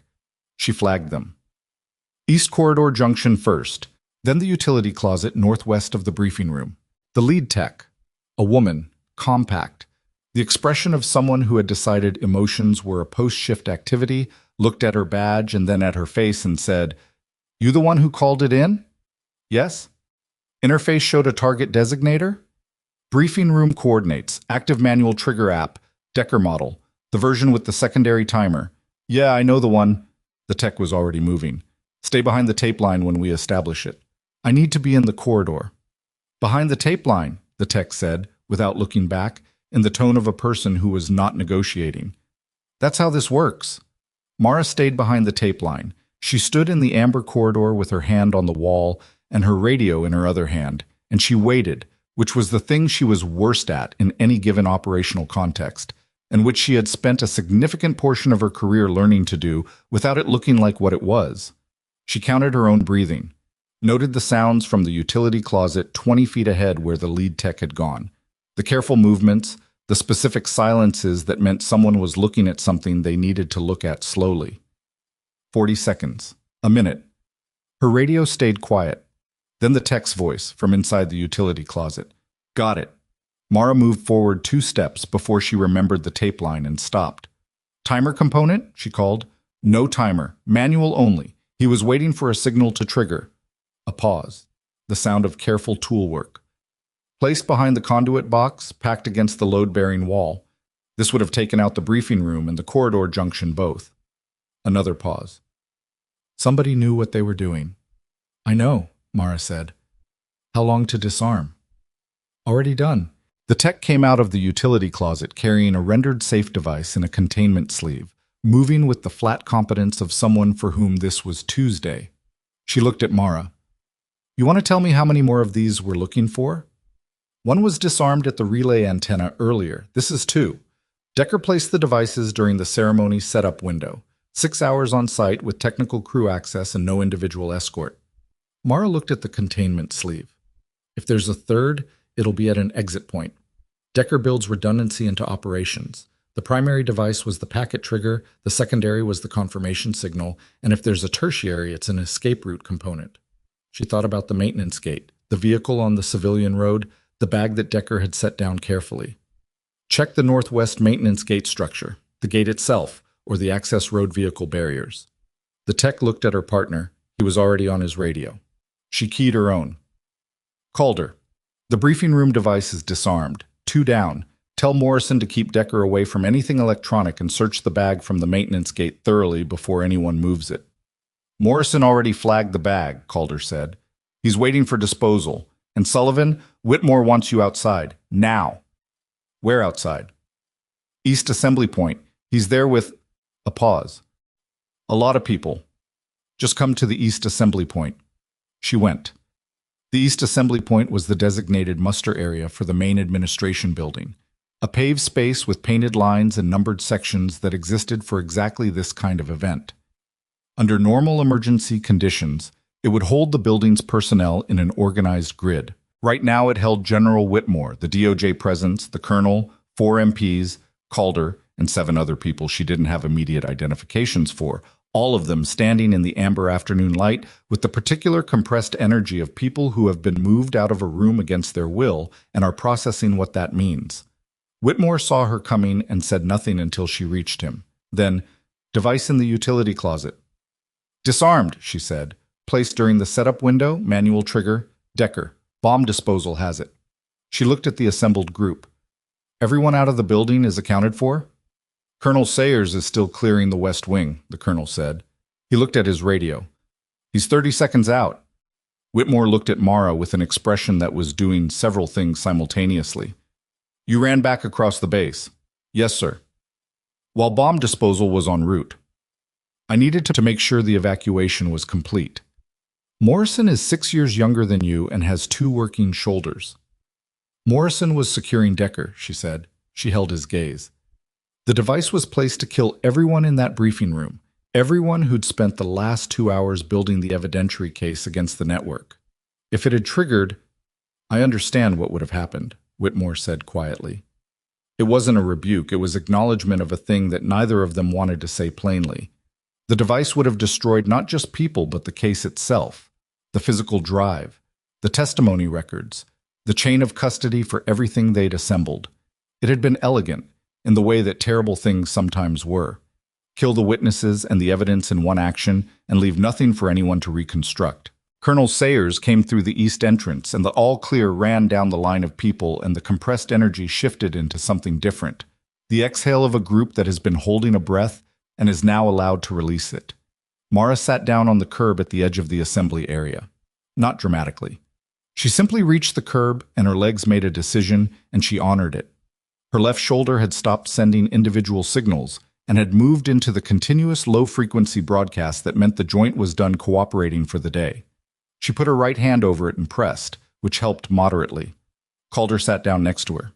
He had the data drive in an evidence bag in his left hand and his phone in his right, and he looked like a man who had aged 4 years since 9 that morning and was philosophical about it. The trace on the audit closure, she said. Came back 20 minutes ago. He kept his voice low. The audit that flagged Hollins 8 months ago was closed by a deputy director at the Procurement Oversight Office. Name is Gerald Wynn. Civilian career, 22 years, never been near a flag of any kind. He paused.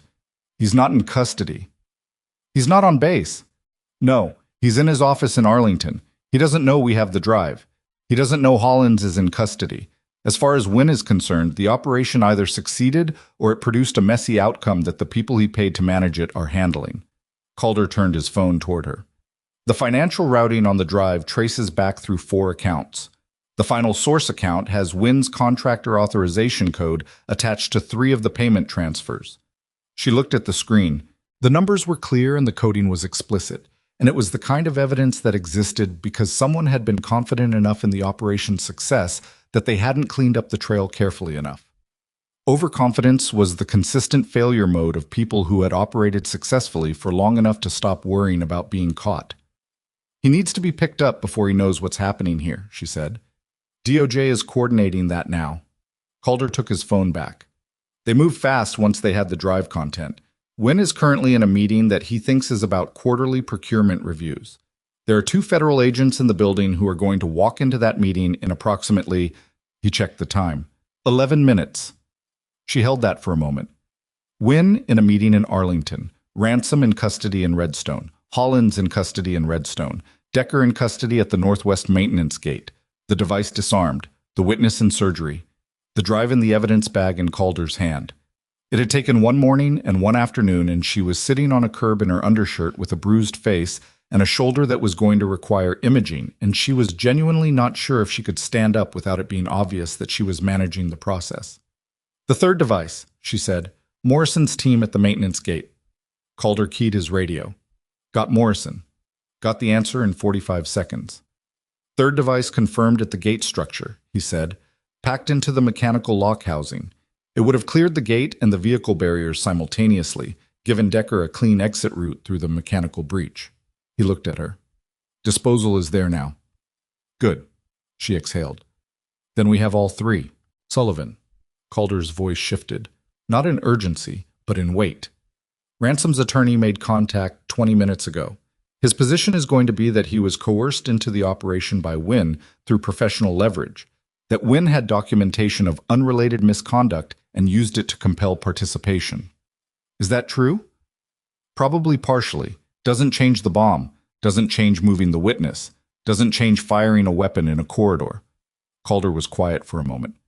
But it changes the narrative he's going to push. The narrative, Mara said, is on the drive. Yes. And in Marsh's testimony? Yes.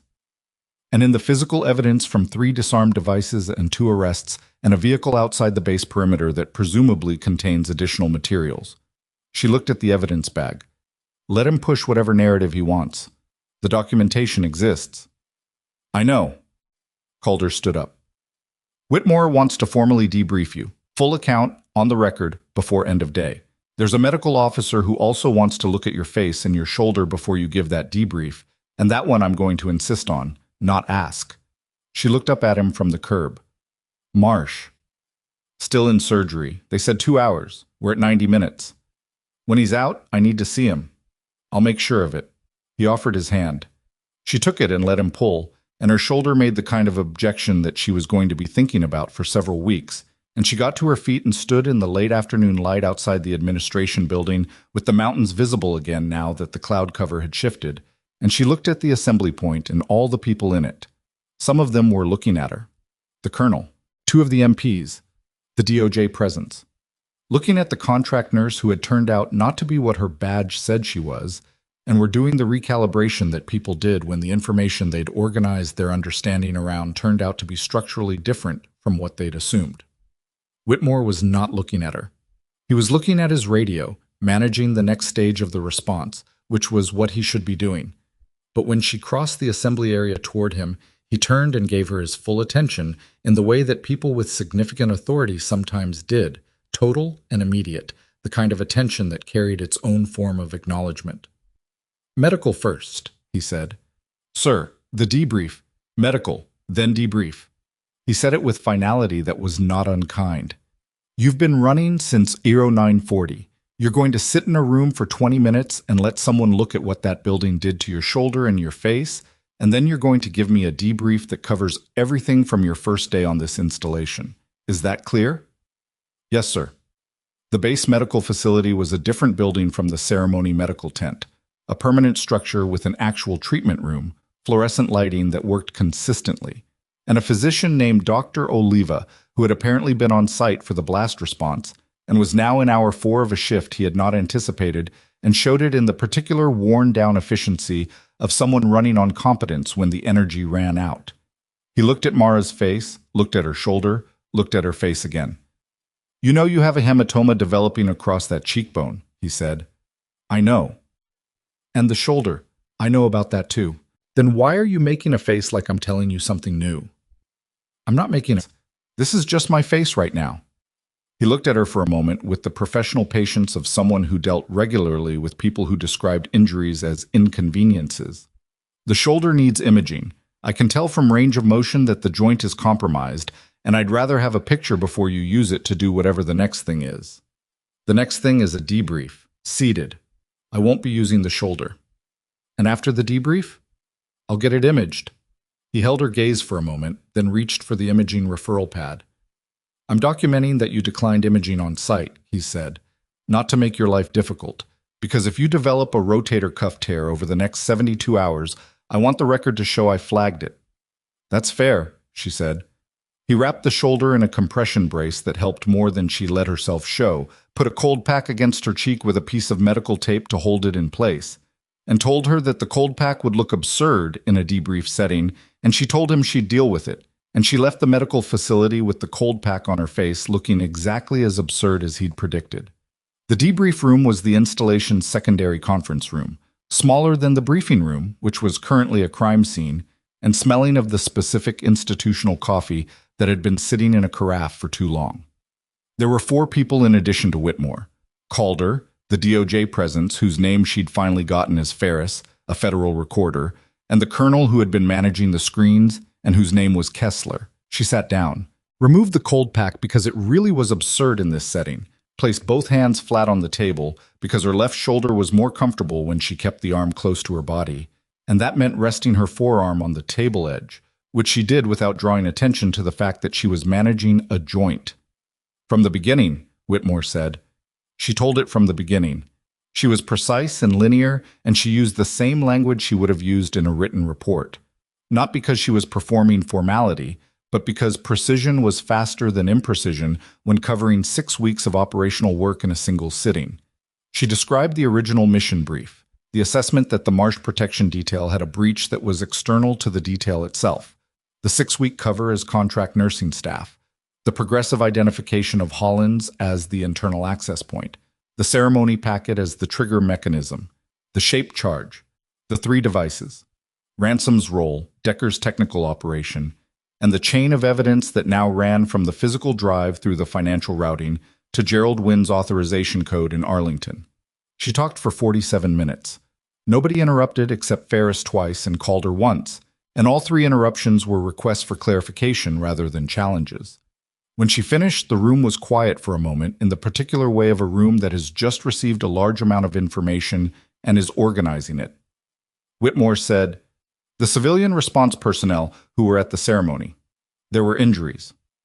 7 treated on site, 2 transported. Of the 2 transported, 1 is Captain Hargrove, now out of surgery.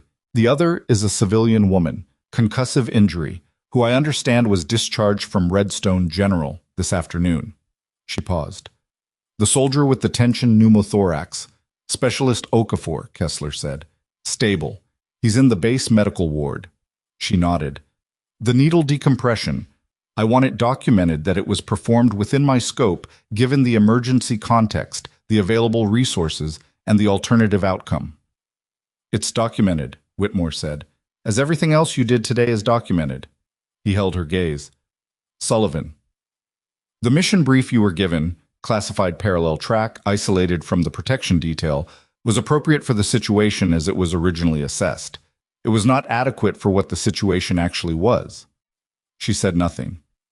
"You were operating without backup that knew your identity, without coordination with the protection detail, and without any mechanism for escalation that didn't require blowing your cover at the moment the situation demanded it. That's a structural failure in how this operation was designed." He said it flatly, as someone accounting for a fact. "I've made that clear to Ferris's office, and I intend to put it in my own report." "Sir, I understood the parameters when I accepted the assignment." "Yes, and you performed beyond what those parameters should have required." He paused. "That's the problem, not the solution." Ferris shifted in his chair. "The DOJ's position is that the evidence recovered today, combined with the testimony already in the record, is sufficient to support charges against Ransom, Hollins, Decker, and Wynn. The procurement fraud, the conspiracy to destroy protected witness testimony, the terrorism-adjacent charges for the explosive devices, and the obstruction components." I was looking on the table when he said it, the voice of a man reading from a mental document. "We are going to need Agent Sullivan's formal testimony as part of the case." "You'll have it," Mara said. "We're also going to need the full operational record from the parallel track mission." "That's above my authorization level. You'll need to go through the division." "I'm aware." Ferris looked up. "I'm telling you so you know the case is going forward, and it's going forward fully." She looked at him. Ferris was the kind of federal presence that was easy to underestimate because he was quiet about it. Not aggressive in the way that some DOJ people were. Not performing authority the way others did. He was just thorough. She respected thorough. "Wynn," she said. Ferris's phone buzzed. He looked at it, read for 3 seconds. "Wynn is in federal custody as of 4 minutes ago," he said. "He was removed from the meeting he was attending and taken to the federal processing facility in Arlington." He set the phone down. "He asked for his attorney and was told he could have one. He then asked what the charges were and was told." Ferris paused. "He didn't say anything else." The room absorbed that. Wynne, who had closed an audit and authorized payments and built the architecture of a conspiracy that had sent a bomb into a military ceremony, now in a room in Arlington without his meeting and without his career and with the information that the evidence had not been destroyed as planned. Mara thought about the moment Hollins had set the drive down on the server room rack, the calculation she'd made, the decision that closing that laptop and doing something else might have led to, and didn't. She became aware that Kessler was looking at her differently than he'd been looking at her when she'd walked into the briefing room that morning. Not with the look people gave someone they were reassessing, something more specific than that. The look of a person who is trying to reconcile two versions of someone into a single image and finding the process genuinely difficult. "You told Ransom not to open the packet," Kessler said. "Twice." "Yes." "And he—" Kessler stopped, started again. "You knew what it was." "I assessed it as a high-probability threat based on the packet's origin, the timing, and the security tier of the event. I wasn't certain." She held his gaze. "I told him twice because the first time wasn't enough, and because I didn't have the authority to physically take it from him." "But you knew." "I assessed," she said again. "There's a difference. If I'd been wrong, I'd have been the contract nurse who disrupted a commendation ceremony to stop a sergeant from opening administrative paperwork." She paused. "He made that exact point to me, loudly." Kessler was quiet for a moment. "And then the bomb went off, and you were already moving." "I was already moving," she confirmed. Whitmore stood up, which functioned as the room's signal that the formal portion of the debrief was concluding. "Sullivan, you'll receive the full operational commendation write-up through official channels once the case documentation is complete. That's going to take time because the case is large and because the commendation needs to accurately reflect what happened, not a version of it." He looked at her steadily. "But I want to say it now in front of these people because it happened in front of people and the record should reflect that too. What you did today, starting at 0847 when you told Ransom not to open that packet and continuing through to 40 minutes ago when you called in the device in the utility closet, was the work of a highly trained, exceptionally skilled operative who made correct decisions in impossible conditions with insufficient support. The people who are alive tonight because of those decisions include a protected witness, a captain, a specialist, and everyone who was sitting in my briefing room 20 minutes before you ran back across this base." He paused. "I'm aware that none of that changes the structural failure in how this mission was designed. I'm saying it anyway." She didn't say anything for a moment. There was something in the room that was hard to put a name to without it sounding like something it wasn't. She settled on, "Thank you, sir." He nodded once and turned to Ferris and began discussing the chain of custody for the physical evidence, and the debrief transitioned into the administrative logistics of a case that was now in the system and moving through the system with the specific momentum of a thing that would not be stopped. Mara stood up. Calder appeared at her side. "Marsh is out of surgery," he said quietly. She stopped. "How is he?" "Surgeon says the wound was clean, nothing perforated that shouldn't be. He's going to need 4 to 6 weeks of recovery, but he's going to recover." Calder paused. "He asked about you." "What did he ask?" "Whether the nurse from the HVAC room was okay." Calder said it without editorializing. "I told him you were operational." She almost smiled. "That's generous." "He wants to see you, if you're willing." She was willing. They walked from the secondary conference room to the base medical facility, back through the corridors that had been evacuated and were now being repopulated as the all-clear propagated through the base. People were moving through them with the particular complex mix of purposeful and slightly stunned that followed a day where the building had been evacuated twice and 2 devices had been found and something very bad had been narrowly avoided by a margin that everyone was still calculating. She passed 2 of the medical staff from the ceremony tent, the 2 who'd arrived after she'd already worked through the first 7 casualties, and had found her in the plaza with the specialist and the needle decompression. The younger one, an EMT named, she believed, Torres, saw her and stopped. "Sullivan," Torres said. "Torres." He looked at her face, the bruise, the compression brace visible above the collar of the scrub top someone had found for her in the medical facility. "You doing okay?" "Functional," she said, the word she'd apparently settled on for today. He nodded slowly, started to say something, stopped. Then, "Okafor, the specialist." The one with the pneumo. He's asking who did the decompression. Nobody would tell him. Tell him it was the contract nurse, she said. That's accurate enough. Torres looked at her for a moment with an expression she recognized as the beginning of a question he didn't know how to formulate, and she didn't have the energy to help him formulate it, so she kept walking. Marsh was in the recovery room at the medical facility's surgical suite, a small, clean space with monitoring equipment and the particular hush of a room designed to facilitate recovery rather than activity. I was pale in the way of someone who'd recently lost enough blood to matter, and the monitoring equipment had the steady rhythm of someone whose body was doing what it was supposed to do given what it had been through. He looked up when she came in. She pulled the chair next to his bed and sat down, which her shoulder appreciated. They looked at each other for a moment with the particular directness of two people who had been through something together that didn't require preamble. The testimony is secure, she said. The case is moving. Ransom, Hollins, Decker, and the person who coordinated the financial end, all four are in custody or being processed. The physical evidence is in federal hands. Marsh nodded. He looked tired in the specific way of someone who'd been carrying something for a long time and was beginning to understand that the carrying might actually be over. You said it was already in the system, he said. Earlier. In the HVAC room. It is. Your deposition is on record. The testimony stands regardless of anything that happened today. She held his gaze. Nobody can undo what you already did. I've been thinking about that, he said. In the surgery. Well, before the anesthesia. He paused. I wasn't supposed to be at that ceremony. I requested to attend. I wanted to, I don't know, be somewhere normal for a few hours. Something that felt like a regular day. He looked at the ceiling. That's why Ransom could move me. Because I was somewhere I wasn't supposed to be. She didn't tell him it wasn't his fault. People in that situation didn't need absolution from a stranger. They needed accuracy. Ransom would have found another approach, she said. He had months and access and money. The ceremony was an opportunity he used, not a dependency. If you hadn't been there, he would have built a different plan. Marsh considered that. Is that true, or are you saying it because it's useful? Both, she said, which is why I said it. He almost laughed. It cost him something around the surgical site, and he stopped short, and she waited, and then he said, the man who closed the audit. When? In federal custody. Good. He said it simply.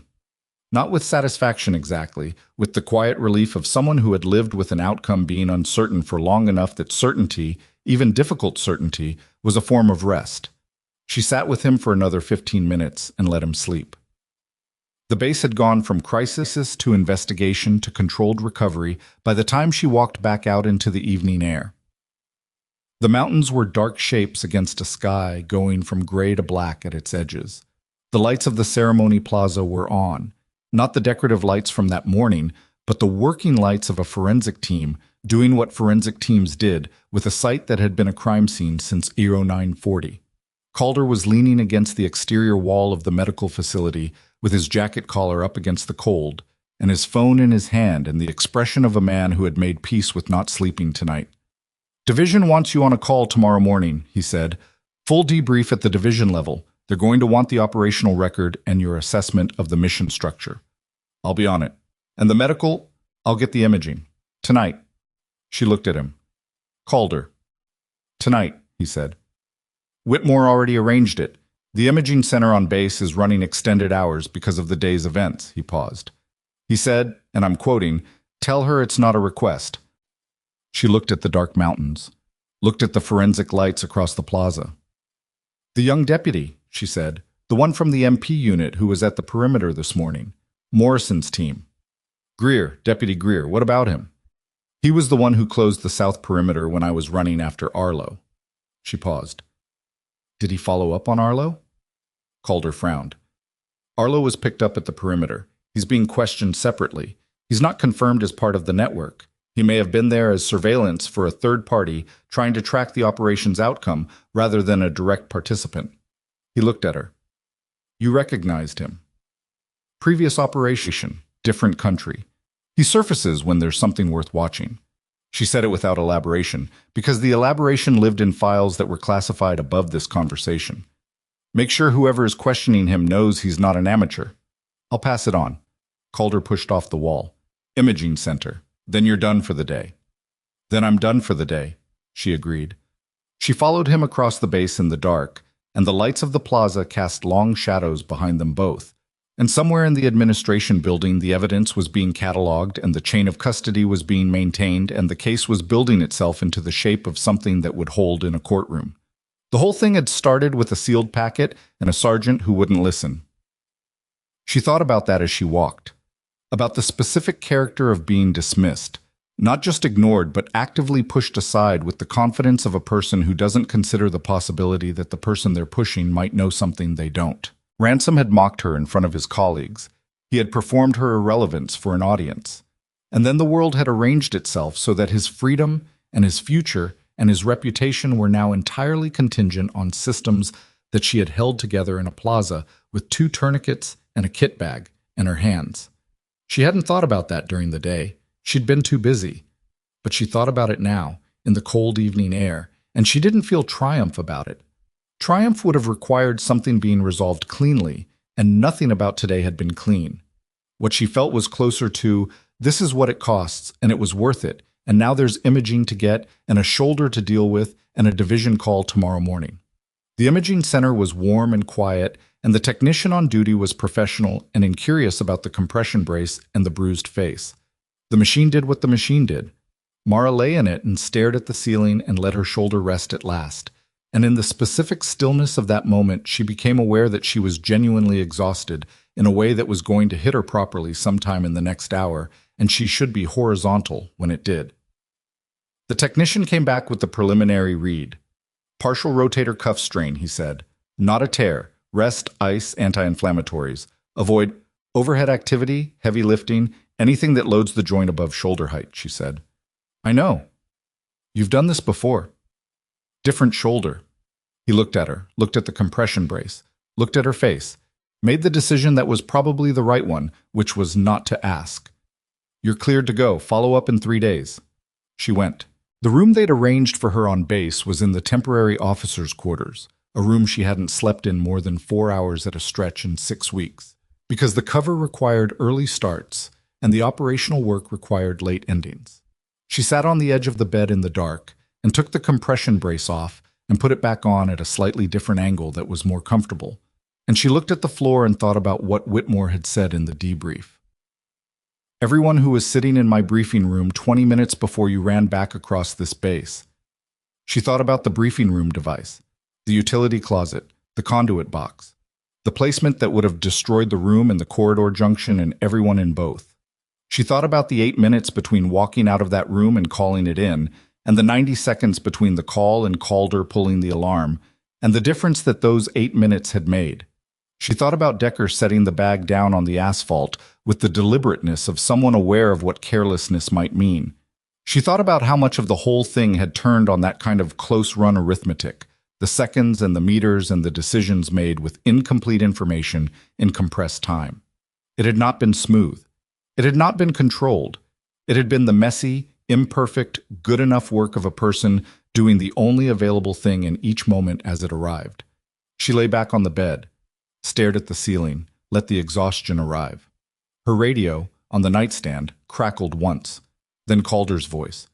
Division just confirmed. Wynn's lawyer made contact with the prosecution office 40 minutes after Wynn was taken into custody. A pause. He's offering a proffer. She stared at the ceiling. Sullivan? I heard you, she said. A proffer means he's got more to give. Names, probably. The procurement fraud goes wider than the 4 we have. Calder paused. The division director says the Redstone operation may be the opening of a larger case, not the close of a small one. She held that. The ceiling was the same institutional white as every other ceiling in every other temporary quarters on every other installation she'd been assigned to. She had been staring at variations of this ceiling in this kind of room for 11 years. Get some sleep, Calder, she said. You too, he said. Division call is at 0800. The radio went quiet. She closed her eyes and thought about Gerald Wynn in a room in Arlington, deciding in the space of 40 minutes that the people he'd built the network with were not worth whatever he was carrying alone, and reaching for his attorney and beginning to talk. The network was larger. There were more names. And somewhere in that architecture of falsified invoices and closed audits and paid intermediaries was the full picture of something that had been running long enough to believe it was safe, and now it was not safe. And the person who had started the unraveling was a contract nurse at a military ceremony who had told a sergeant twice, not to open a packet. Her shoulder ached, her face ached. She was asleep in 4 minutes. And at 0347, her radio crackled again, and she was awake in the time it took the sound to finish, because that was also a thing she had learned to do, and the voice on the other end was not Calder. It was Kessler, the colonel, and his voice had the specific quality of a person delivering information that has changed the shape of something. "Sullivan," he said, "we ran the full ceremony setup access log, every name that badged in during the 0600 to 0830 window." A pause. "There's a name on it that we can't account for. The badge was a valid credential, active, authorized, no flags. But the person it's assigned to has been on medical leave for 3 weeks." He paused again. "The badge was used by someone else, someone who had access to the credential and knew it would clear the system." She was already sitting up. "Who is assigned to the badge?" "A staff administrator. Name is Rosario Venn. She's in the hospital. Confirmed. Surgical recovery. She's been there for 21 days. Kessler's voice was careful and exact. "But the badge cleared the gate at 06104, and whoever used it spent 2 hours and 11 minutes in the ceremony grounds during the setup window." "Decker," she said. "That's what we assumed. But Decker's credentials show a separate entry. Different gate, different time. Decker was in the grounds. But Decker wasn't alone." Another pause. "Sullivan. There was a second person in the ceremony grounds during the setup window who used a stolen credential and who is not in our custody and who we cannot account for." She sat in the dark with the radio in her hand and the cold coming through the window. She'd left cracked, and the mountains outside the glass that she couldn't see but knew were there. And she thought about the operations architecture. Wynn at the top, Ransom in the middle, Hollins coordinating access, Decker on technical. And she thought about what she'd said in the briefing room. A professional builds redundancy. 3 devices. 3 components. And she had found all 3. But the devices were not the only redundancy a professional built. "Who else was in that building during setup?" she said. "That's what we're running now," Kessler said. "But Sullivan, there's something else." His voice shifted. The credential Venn's badge was used under. It wasn't just ceremony access. It was a legacy admin authorization that includes access to the base's medical facility records. She stopped breathing for exactly 1 second. "Marsh," she said. "His room number, his surgery status, his recovery location, all of it would have been accessible through that credential authorization in the last 4 hours." Kessler said it with the flatness of someone who understood what they were saying. "We don't know if that information was accessed. We don't know if the second person is still on base or is already gone. But we know someone was in those grounds this morning who we haven't found." She was already standing, already reaching for her jacket. Her shoulder screamed at the motion, and she ignored it completely. "Lock down the medical facility," she said. "Right now. Nobody in or out of Marsh's recovery room who isn't confirmed base medical staff with current credentials. Not legacy. Current. Post an MP at the door and don't move them." She was moving toward the door. "And wake up Calder." She was out the door before the radio finished crackling. The base at 0347 had the particular stillness of an installation that had been through a crisis and was now in the suspended state between resolution and rest. Perimeter lights on, patrol routes doubled, the forensic team still working the ceremony plaza in the distance. She moved across the open ground between the temporary quarters and the medical facility at the same controlled pace as before. And her shoulder was a constant signal she was filing away and not acting on, and the cold air hit the bruise on her face and made it useful, made her sharp in the way that discomfort sometimes did when the alternative was worse. Calder picked up on the second ring. She gave him 40 words, and he said he was moving. The MP at the medical facility entrance was a young woman who'd clearly been posted in the last 10 minutes and was still settling into the assignment. She checked Mara's badge, noted the current credential status, and let her through. Mara went directly to the surgical recovery wing. The corridor outside Marsh's room had one MP, older, steady, standing at the door with the grounded posture of someone who had been told this was important and had decided to take that seriously. She checked in with him, confirmed nobody had entered or exited since the lockdown call, and stood in the corridor for a moment thinking. A stolen credential with legacy admin authorization, access to medical facility records, someone who'd been in the ceremony grounds during setup and wasn't Decker and wasn't any of the 4 people in custody. A professional who built redundancy. The 4th device wasn't explosive. She understood that now. The 4th redundancy in this operation wasn't a charge placed at a structural point. It was a person who would do what the network needed done if everything else failed. If Ransom was caught, if Hollins was caught, if Decker was caught, and the devices were cleared and the witness survived and the evidence made it to federal hands. The witness surviving was the problem. Marsh surviving with his testimony intact, and the case moving forward was the thing the network could not afford. She looked at the MP. Has anyone come to this corridor in the last 20 minutes? Maintenance, medical staff, anyone? One nurse, he said. About 8 minutes ago. I checked her credential. Current, not legacy. She said she needed to adjust his IV line. Did you go in with her? A pause. The kind of pause that answered the question. How long was she in there? Mara said. 3 minutes. Maybe 4. She opened the door. Marsh was in the bed, monitoring equipment running with the same steady rhythm as before. He appeared to be asleep, eyes closed, chest rising and falling at the rate of someone in light post-surgical rest. She crossed to the monitoring equipment and looked at the IV line running into his left arm and at the junction where the secondary port attached, and at the small residue of moisture at that junction that wasn't supposed to be there if nothing had been introduced in the last hour. She pulled the call button and held it down. The response nurse came in 40 seconds. Mara pointed at the IV junction. I need a full line check and a blood draw for tox screening on whatever panel covers fast-acting sedatives, and she stopped herself from saying the word that meant the other category, the one she wasn't going to say in front of a monitoring system she hadn't checked. Everything in that category, right now, before you do anything else. The nurse looked at the junction, looked at Mara, made the call correctly. I'll get the physician. And the blood draw first. The sequence matters. The nurse moved. Mara stood next to the bed and looked at Marsh's face.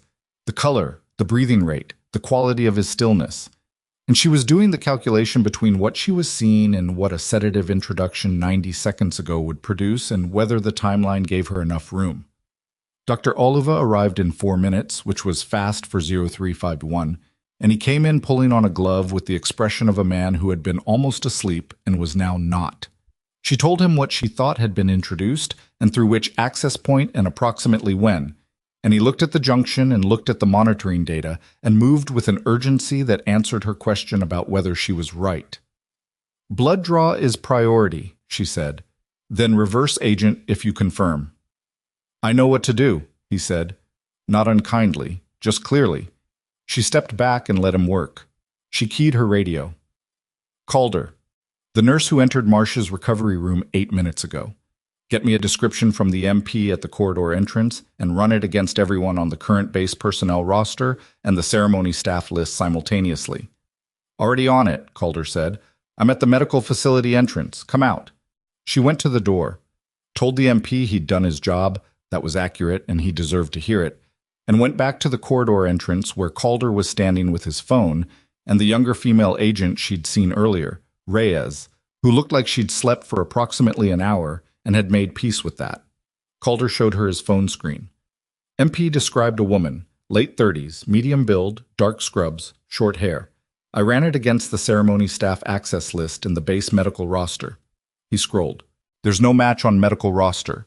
Nobody on current staff matches that description who would have been working this corridor tonight. He paused. But there's a partial match on the ceremony technical crew list, one of Decker's listed subcontractors. A name that was on the setup access log as cleared by Decker's company and that I assumed was accounted for under Decker's operation. It wasn't, she said.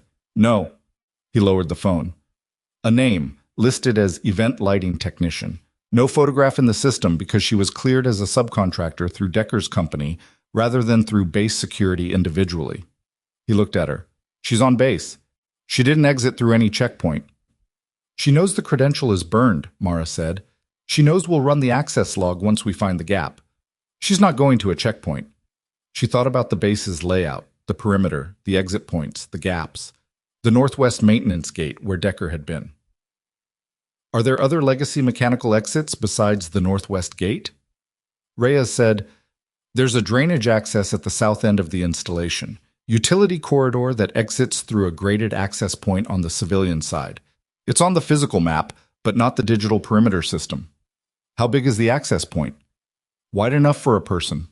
Mara looked at Calder. He was already on his radio directing a team to the south drainage access. She looked at Reyes. "Show me." They moved south through the base at a run that Mara's shoulder was going to require a formal apology for afterward. The forensic lights at the ceremony plaza were visible to her left as they ran. The white work lights of people processing a scene that had started 12 hours ago and was still being cataloged. The mountains beyond the perimeter were beginning to separate from the dark sky, the earliest light not yet visible, but the quality of the darkness changing in the way it did an hour before dawn. The south drainage utility corridor was accessed through a maintenance hatch near the motor pool's secondary lot. Concrete steps going down, a low-ceilinged passage, the smell of standing water and industrial sealant. Reyes had a flashlight. Mara had the radio and the awareness that her left arm was going to be functionally useless if she needed to do anything with it in the next 10 minutes. The passage ran 40 meters south and then turned east for 20 before reaching the graded exit. The grate was the original installation hardware, heavy steel, manual latch. In the beam of Reyes's flashlight, as they came around the east turn, Mara could see the grate at the passage's end and the thin gray strip of pre-dawn beyond it. She could also see the figure crouched at the latch. "Stop," Mara said. The figure moved, not toward the grate, not away, but up and sideways in the specific way of someone who'd chosen a direction before the word reached them. In the narrow passage, there was almost no room to maneuver, and the figure knew it, and Mara knew it, and the question was who had made the better calculation about the space. The figure came straight at her. She had her right arm up, and her weight shifted back before the contact, and the collision in the low corridor was nothing like a clean engagement. It was cramped and loud, and Reyes was 3 feet behind her and couldn't get an angle. And the figure was smaller than expected and used that, going low and trying to drive under her arm and toward the passage they'd come from. Mara got a hand on a jacket and pulled, and they both went into the wall, and her shoulder sent a signal that was no longer a broadcast but a specific and absolute statement, and she ignored it for the third time today and got her right arm across the figure's collarbone and pushed her against the passage wall and held. The figure stopped fighting, the particular stop of someone who has run the math. Mara held her there and breathed. The corridor was very quiet except for the dripping and Reyes moving up on the left side and the sound of both of them being human beings at the end of a long night. "It's over," Mara said. Not loud, just clearly. "Wynn is in federal custody in Arlington. He's already proffering. Whatever he trades is going to include everyone in this network, and the physical evidence we recovered today covers the financial architecture, the devices, and the access chain." She felt the figure's shoulders, the specific tension in them, the calculations still running. "There's nothing left to protect." A long silence. Then the tension went out. Not compliance, exhaustion, the particular release of a person who has been operating on the remaining fumes of a plan that has failed and whose body has finally registered the failure. Reyes got the cuffs on. They brought her up through the drainage passage and into the gray pre-dawn, and Calder was waiting with 2 MPs and the particular expression of a man who had reached the end of a very long problem and was noting its dimensions. The woman's name, when they ran it against the proffer information coming out of Arlington an hour later, was Simone Vrell, a contractor who had worked adjacent to Wynn's network for 4 years, not as a financial player, not as a logistics coordinator, but as the operational redundancy, the person who existed in the network to do the thing that needed doing when everything else failed. She had no prior arrests. She had 12 active aliases. She had a passport in 3 of them. She had been 40 seconds from a drainage grate in the pre-dawn dark when Mara Sullivan came down the corridor stairs. The tox screening on Marcia's blood draw came back 2 hours later, a sedative agent introduced through the IV port at a concentration that Dr. Oliva described as sufficient to produce respiratory depression in a post-surgical patient with a weakened system, caught within the window that mattered, reversed completely. Marsh woke up at 08:20 with a headache and no memory of the night, which the medical team described as expected, and which Mara was there to hear because she was in the chair next to his bed when it happened and had not slept. She told him what had occurred. She told it plainly, without minimizing or dramatizing. He listened with his eyes on the ceiling and his hands flat on the blanket. 4 attempts, he said. The network built redundancy at every level, she said. That's what made it functional for as long as it was. That's also what made it possible to dismantle. You pull one thread, and the structure shows itself. He looked at her. You pulled a lot of threads. I had a bad morning that turned into a long day, she said. It came out more honest than she'd intended it to. He almost laughed again, carefully this time. Is it over? The operational piece is over. The legal piece is going to take a long time. She paused. Wynn is talking. The proffer is going to open the network's wider architecture. There may be other names, other contracts, other investigations that branch from this one. She looked at him steadily. But your testimony is secure. The case against the 4 we have is solid. What you chose to do, coming forward, giving that testimony, staying the course when the protection detail was compromised, that holds. Nothing that happened yesterday changes the thing you actually did. He was quiet for a moment. Then, you didn't have to stay. The chair was comfortable, she said. He did laugh that time, short and careful, and it cost him something in the surgical site, and he pressed his hand against his side and exhaled. And the laugh turned into something more honest, the way things did at 0830 after a night like that one. The formal proceeding happened at 1100 in the secondary conference room, the same room where she'd given the debrief, now arranged differently, with more people and a recording setup that was official rather than operational. Whitmore was there. Ferris was there. Kessler, 2 additional DOJ representatives, Calder, and 4 officers who had been at the ceremony the previous morning and who had watched Cole Ransom tear open a federal packet and mock the contract nurse standing 3 feet away. She stood at the end of the table and Whitmore read the formal commendation language into the record, and she stood with her right arm at her side and her left arm close to her body, and the bruise on her face now fully developed into the kind of thing that people looked at and then looked away from and then looked at again. The commendation covered the treatment of 7 casualties, the identification of a secondary device, the location and extraction of the protected witness, the disarming of a 3rd device, the arrest of Simone Vrel, and the preservation of the evidentiary case against 4 co-conspirators in a defense fraud and domestic terrorism network. It was a long list. Whitmore read it in its entirety. When he finished, he looked up from the document. Agent Sullivan. He said the title with the deliberateness of a person using it for the first time in the correct context. The officers in this room who were present at the ceremony yesterday witnessed the interaction between you and Sergeant Ransom at 0847. I want the record to reflect that your professional judgment, your assessment, and your warning were correct, and that the response to your warning was inadequate in ways that contributed to the subsequent events. He paused. That is not a statement about fault. It's a statement about what happens when qualified people are dismissed based on assumptions about who they are rather than attention to what they're saying. She held his gaze across the table. The 4 officers who had watched Ransom perform her irrelevance for an audience were in the room, and she was aware of them without looking at them. She didn't feel the need to look at them. The statement existed in the record. That was enough. Thank you, sir, she said. The legal proceedings moved with the momentum of a case that had enough physical evidence to be self-sustaining. Ransom's attorney's coercion narrative met the payment records on the drive and did not survive the encounter. The 3 payments from Wynn's authorized account to Ransom's contractor entity, spanning 14 months, with amounts that corresponded to specific operational activities documented in Hollins's coordination files, established a pattern that coercion did not explain. Ransom was charged with conspiracy, facilitation of a domestic explosive attack, obstruction of a protected federal witness, attempted murder of a federal agent, and firearms violations. His attorney filed for a reduced charge arrangement and was told to read the discovery documents and reconsider the feasibility of that request. Hollins was charged with conspiracy, fraud, illegal access to protected federal systems, and obstruction.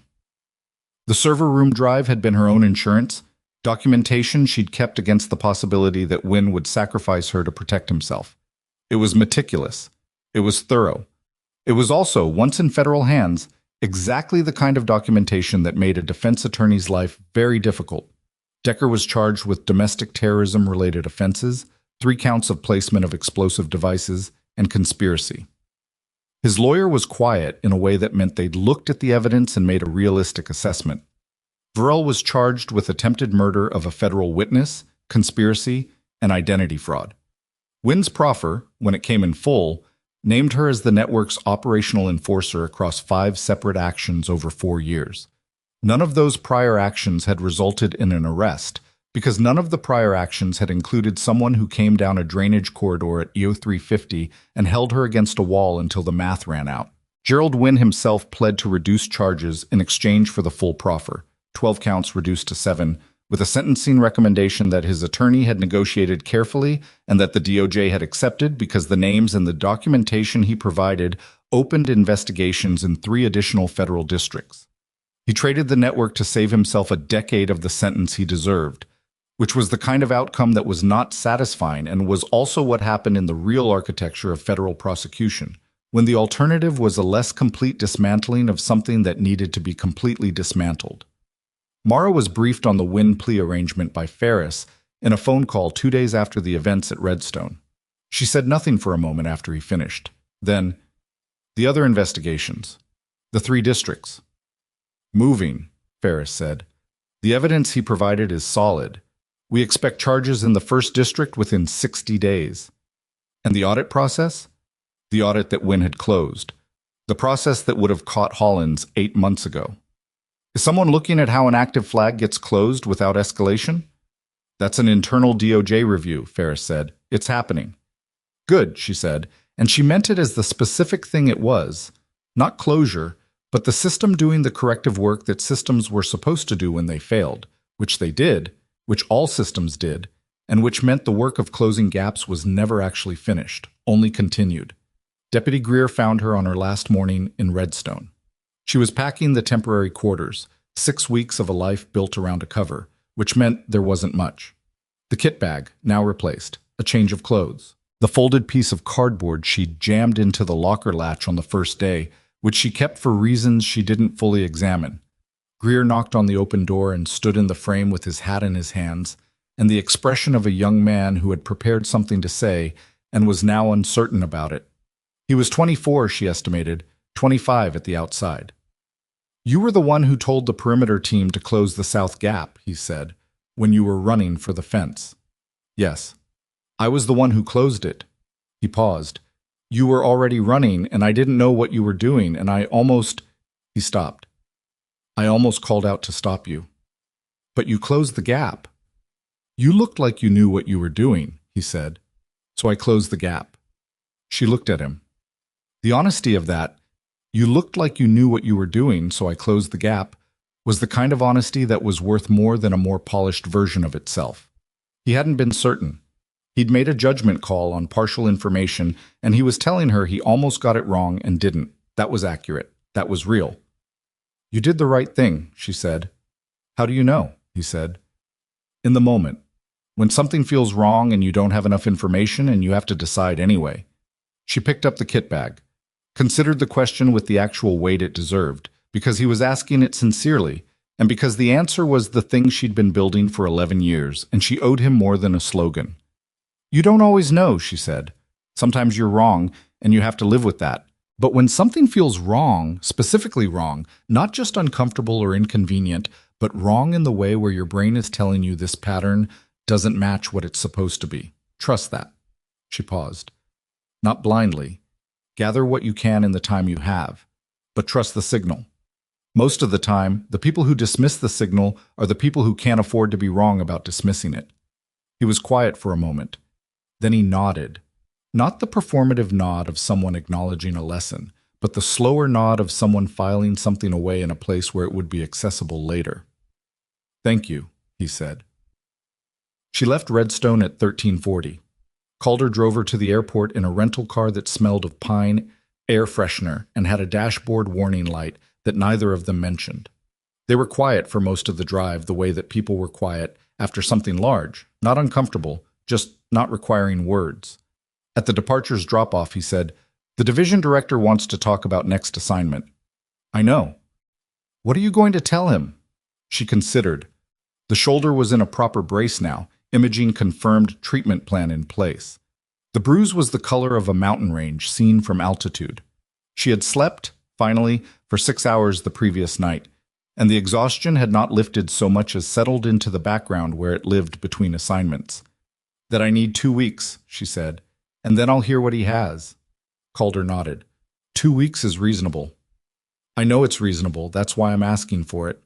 She got out of the car, shouldered the kit bag with her right arm only, which was the responsible choice. "Get some sleep, Calder." "You too," he said. Eventually, she went through the departures entrance and into the airport's particular atmosphere of transition. Everyone between one place and another, nobody quite arrived anywhere. She found her gate and sat down and set the kit bag at her feet and looked at the gate screen showing the flight time and the destination city, which was not a city she lived in the way most people lived somewhere, but which had an apartment with her actual name on the lease and a coat she'd been meaning to drop off at the cleaner for 6 months. She thought about Marsh in his hospital bed, awake and intact, the testimony secure and the case building around it. She thought about Captain Hargrove out of surgery. Specialist Okafor, stable. The civilian woman discharged from Redstone General.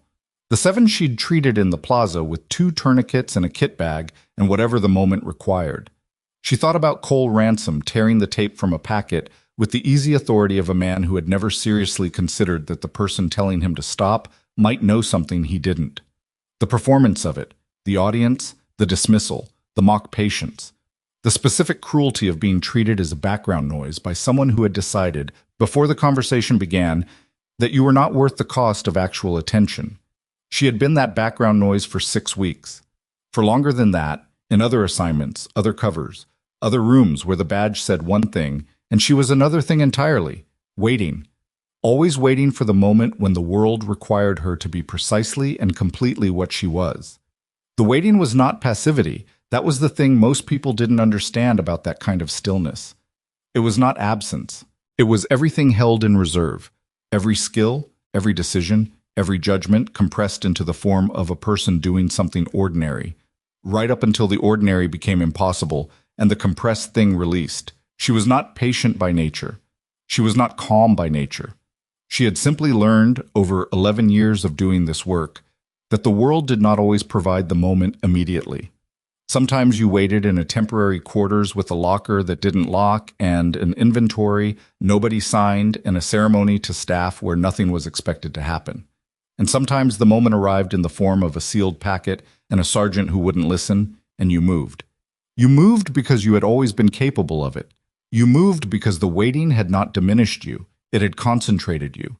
And when it was over and the cases were filed and the charges were entered and the people who had dismissed you were sitting in rooms accounting for that decision, you didn't feel the satisfaction they'd denied you. You felt something quieter and more durable. The gate agent called boarding. She picked up the kit bag with her right arm and stood in the line with the other passengers, all of them going somewhere, none of them knowing who she was. That was fine. That had always been fine. The nurse badge was in the evidence file now, catalogued as part of the Redstone operation's documented cover materials. She had turned it in at the Federal Processing Office the previous afternoon, and she had not felt anything particular handing it over because a badge was not the thing she'd been doing for 6 weeks. The work was the thing. The badge was just the shape the work had worn. She boarded the plane, settled into her seat, closed her eyes as the aircraft pulled back from the gate, and the mountains outside the window that she couldn't see moved past in the dark behind her eyelids, and Redstone fell behind her at the speed of departure. The nurse was never powerless. She had simply been waiting for the world to need her to prove it, and when it did, she was already moving.